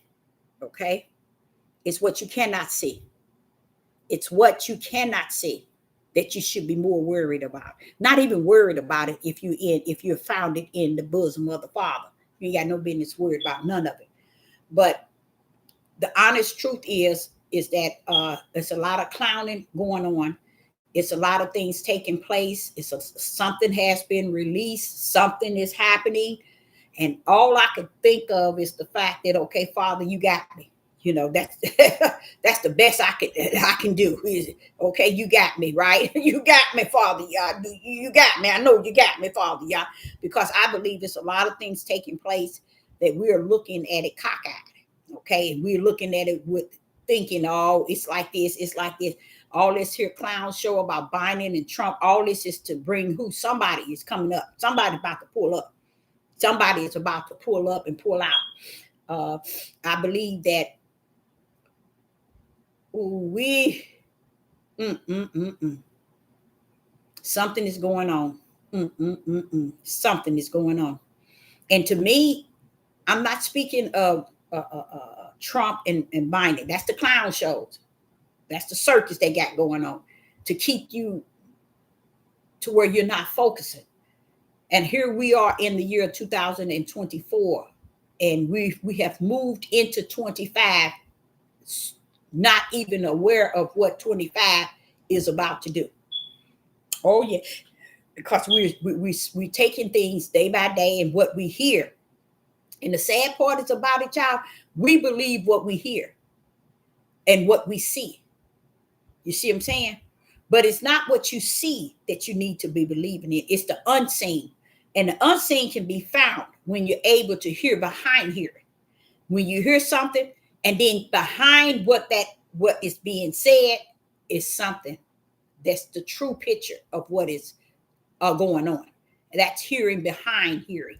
That's being able to hear behind what they're saying. And it's a spiritual thing because I don't think it's going to be any more like a lot of people on here are doing all these prophesying and prophesying it for what?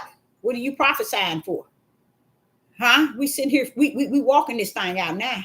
We in this here thing. We in here. We supposed to be feeling this thing. How can we prophesy and not feel it? Huh? How can you prophesy and not feel it? Come on now. So if it's just like, let me give you an example. It's like y'all will come to me in the early morning hour at 3 a.m. and say, okay, the Empire State Building is going to come down and it's going to come down in the month of November, and it's going to come down. Okay, and this is it's going to crumble from the top on down. No. Let's say from the bottom on down. So if the Father come to me in midnight, early morning hour, and he say something like that, first thing I'm supposed to do is feel that thing. I'm supposed to feel it. That's saying that, okay, I salute what you just said. I have embraced it. I feel that thing already. See, Yah is not giving this to people to come to tell the world and to warn the world for what? The world loves their own. So why do he have to come warn you that something is happening? But when he come and he warns you and it comes to you first, you got to feel that thing before you tell anybody else. Because anything y'all gonna tell you, it has to first apply to you. You see, you got to feel that thing first and foremost. But what they're doing now is they're going into Revelation, pulling out the prophecies, re-prophesying them, and putting them out. You see? And putting them out. Why do y'all have to warn Beyonce? Why do y'all warning you? Why ain't the Most High warning Deborah? Why do he have to warn Jay-Z? Why do y'all want you to have a dream about Kanye to warn Kanye? Come on now. Come on, y'all. Make it make sense. It don't make sense. It ain't changing now one of them. You've been prophesying on them people year after year after year after year after year, and it ain't changed nothing about what they done. Not saying that they cannot. Not saying that y'all can't prophesy to them. That's not the point. We're in the midnight hour, baby. And it's not a time we created ourselves. We got to put the thing back the way it needs to be in the spiritual order. Y'all is not out here sending people to warn the world. Wait a minute, hold up. You're going to warn the world. He said, all I'm saying to you all, find tomorrow when we come live, show me the scriptures in any time from the beginning of your instructions and your direction where he had to go in and warn the world. Come on. From what I read, he warns his. He warns his. And when I say his, as we were called his people, he always going into our kings, our princes, our leaders, constantly warning them. But I never seen where he sent prophets. And tell me, where did Ezekiel go out to? Where did Jeremiah? Where did Isaiah? All of them. Just to say all of them. Where did all the prophets go out to? Where did he send all the prophets out to? Think about that. So why is it today he's sending the prophets out to the world? Did he send them out to the world in your instructions and direction book? Did he send the prophets to warn what was already said? The prophecies? That's what they're doing. They're taking it from Revelation and they building up on it. And they calling out people that's wealthy. And it confused me because I'm like saying, okay, now what's going on, Father? You mean you turning toward the wealthy people? I'm just saying, I'm just joking with y'all. You turning toward the wealthy people? Now it's all about the famous people because you're trying to get famous glory. That's why you nailing them. See, it don't make sense, do it? When you really sit down and think about it, it don't make sense. It don't make sense none whatsoever. None whatsoever. It reminds me of Marcus Rogers. He got this thing of always trying to speak to those that are wealthy. Not like the people don't that they don't know. They don't know. But somebody like me already know what he's trying to do. You're trying to speak to them about something you had a dream about. God told you about Jay-Z and that he need to come in and he need to do this and he need to do this and that you're there for him to come if he need. Yeah, why everybody got to be rich? Y'all got to send. Why? Wait a minute, Father. Y'all, why are you coming to the rich people? Huh? The rich and famous. Why is it that you sending prophets to warn them? Why them, Father? See, that it don't make sense, but nobody knows that. Nobody knows that y'all ain't wasting his time telling Trump and Biden, to get right. Oh, he's gonna do this and he's gonna do. He don't need to check with Biden and Trump and what he's gonna do. He not already prophesied what he's gonna do. He don't answer to nobody. We have to take the prophecy and just word out that it's gonna come to pass. We don't have to go and break it into each entity that's wealthy and say, he said this to you. Why? Because you want that glory. You want that honor that I said to this person that y'all said. You see? It doesn't make sense, y'all. But I'm going to leave it where it's at. I'm going to leave it where it's at. It doesn't make sense. We're in the midnight hour and y'all find time to check the wealthy people, the famous people, to take our time and use this platform as a means of going after people with money and the wealthy. Only one thing it stands for is your glory. That's it. Because when it all said and done, if y'all said something to TD Jakes, what do y'all get the glory? You get the glory. See, that's what people don't get it. You get it. Oh, she said it, or he said it. He said it, and she said it. He said it, and she said it. Wait a minute, hold on. Wasn't it said that y'all said? So how did y'all say, but he gets no glory? It doesn't make any sense, y'all. This is what this is, the devil's platform. And that's why they are not just on YouTube, they on many other platforms. They getting glory. They getting glory in their flesh and calling it spiritual. And people eating it up. People start off on the right track, but they go and change onto a different road for some reason or another. And I know what the reason is. It's when that fame hit them, and when that little money, that little change in their pockets, and become, it hits them, and it makes them feel that, well, okay, now I'm famous. I'm famous. I'm gonna say things toward famous people, wealthy people, and say y'all said, and then when things happen, then they'll come and think I am truly who I say I am.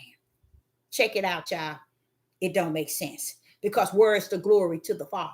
Where do he get glory for sending you as his prophet if you're going to get the glory yourself? It doesn't make sense. Who going to give her the glory? The world. Because they thinking she telling them something. They thinking he's telling them something. And it doesn't make sense. They're not telling y'all nothing. They're doing this in the name of subscribers and likes and praise and glory. That's what it's all about. You see? So Sister Deborah, I hope you got something out of it. I know I was a little here and a little there, and it was time to talk, and I think I did most of the talking. Mm-hmm. But y'all just check that out. Even no matter where you go and you hear somebody saying they're a prophet and prophetess, you have to look and see, is my Father in the kingdom that sits on the throne with that right hand, is he getting the glory? Because you know what, it's crazy for us as people, flesh, stinking, nasty flesh, to get glory and honor for something that he is said to be informing us. So if he's telling me, Deborah, the Empire State Building is going to come down, and I get down and on TV, Empire State Building is going to come down within 6 months, and God said it, and then all of a sudden, oh, she's the prophet. Yes, she sure said it. She sure said it when it happened. Oh, yes, she sure said it. Wait, hold up. Y'all said it. Well, where's his glory? Where's his honor? You see? He already told you he don't believe in sharing. So why are you getting all the glory? And that's how I see all these people on this devil platform. Everybody getting the glory and the honor. Because listen to this. Say, for instance, if the people got the support and got the likes and the subscribers, and they give y'all the glory, then that's different. I've been on here 6 years and ain't seen not one time. And you ain't going to get it. You ain't going to see them giving Yah the glory, giving him the praise, not even in the messages, not even in the way they communicate. No one wants to give him the glory and honor. He gets nothing. But yet, he's supposed to be leading us and telling us. But yet, he gets nothing. But you get it. No, that's not how it works. That's not how it's done. But Sister Deborah, will say I appreciate each and every last one of you tuning in. And I hope you got something out of all this talk Sister Deborah was talking. And I just want to say I will be back. And I appreciate each and every last one of you. Shalom and shalom.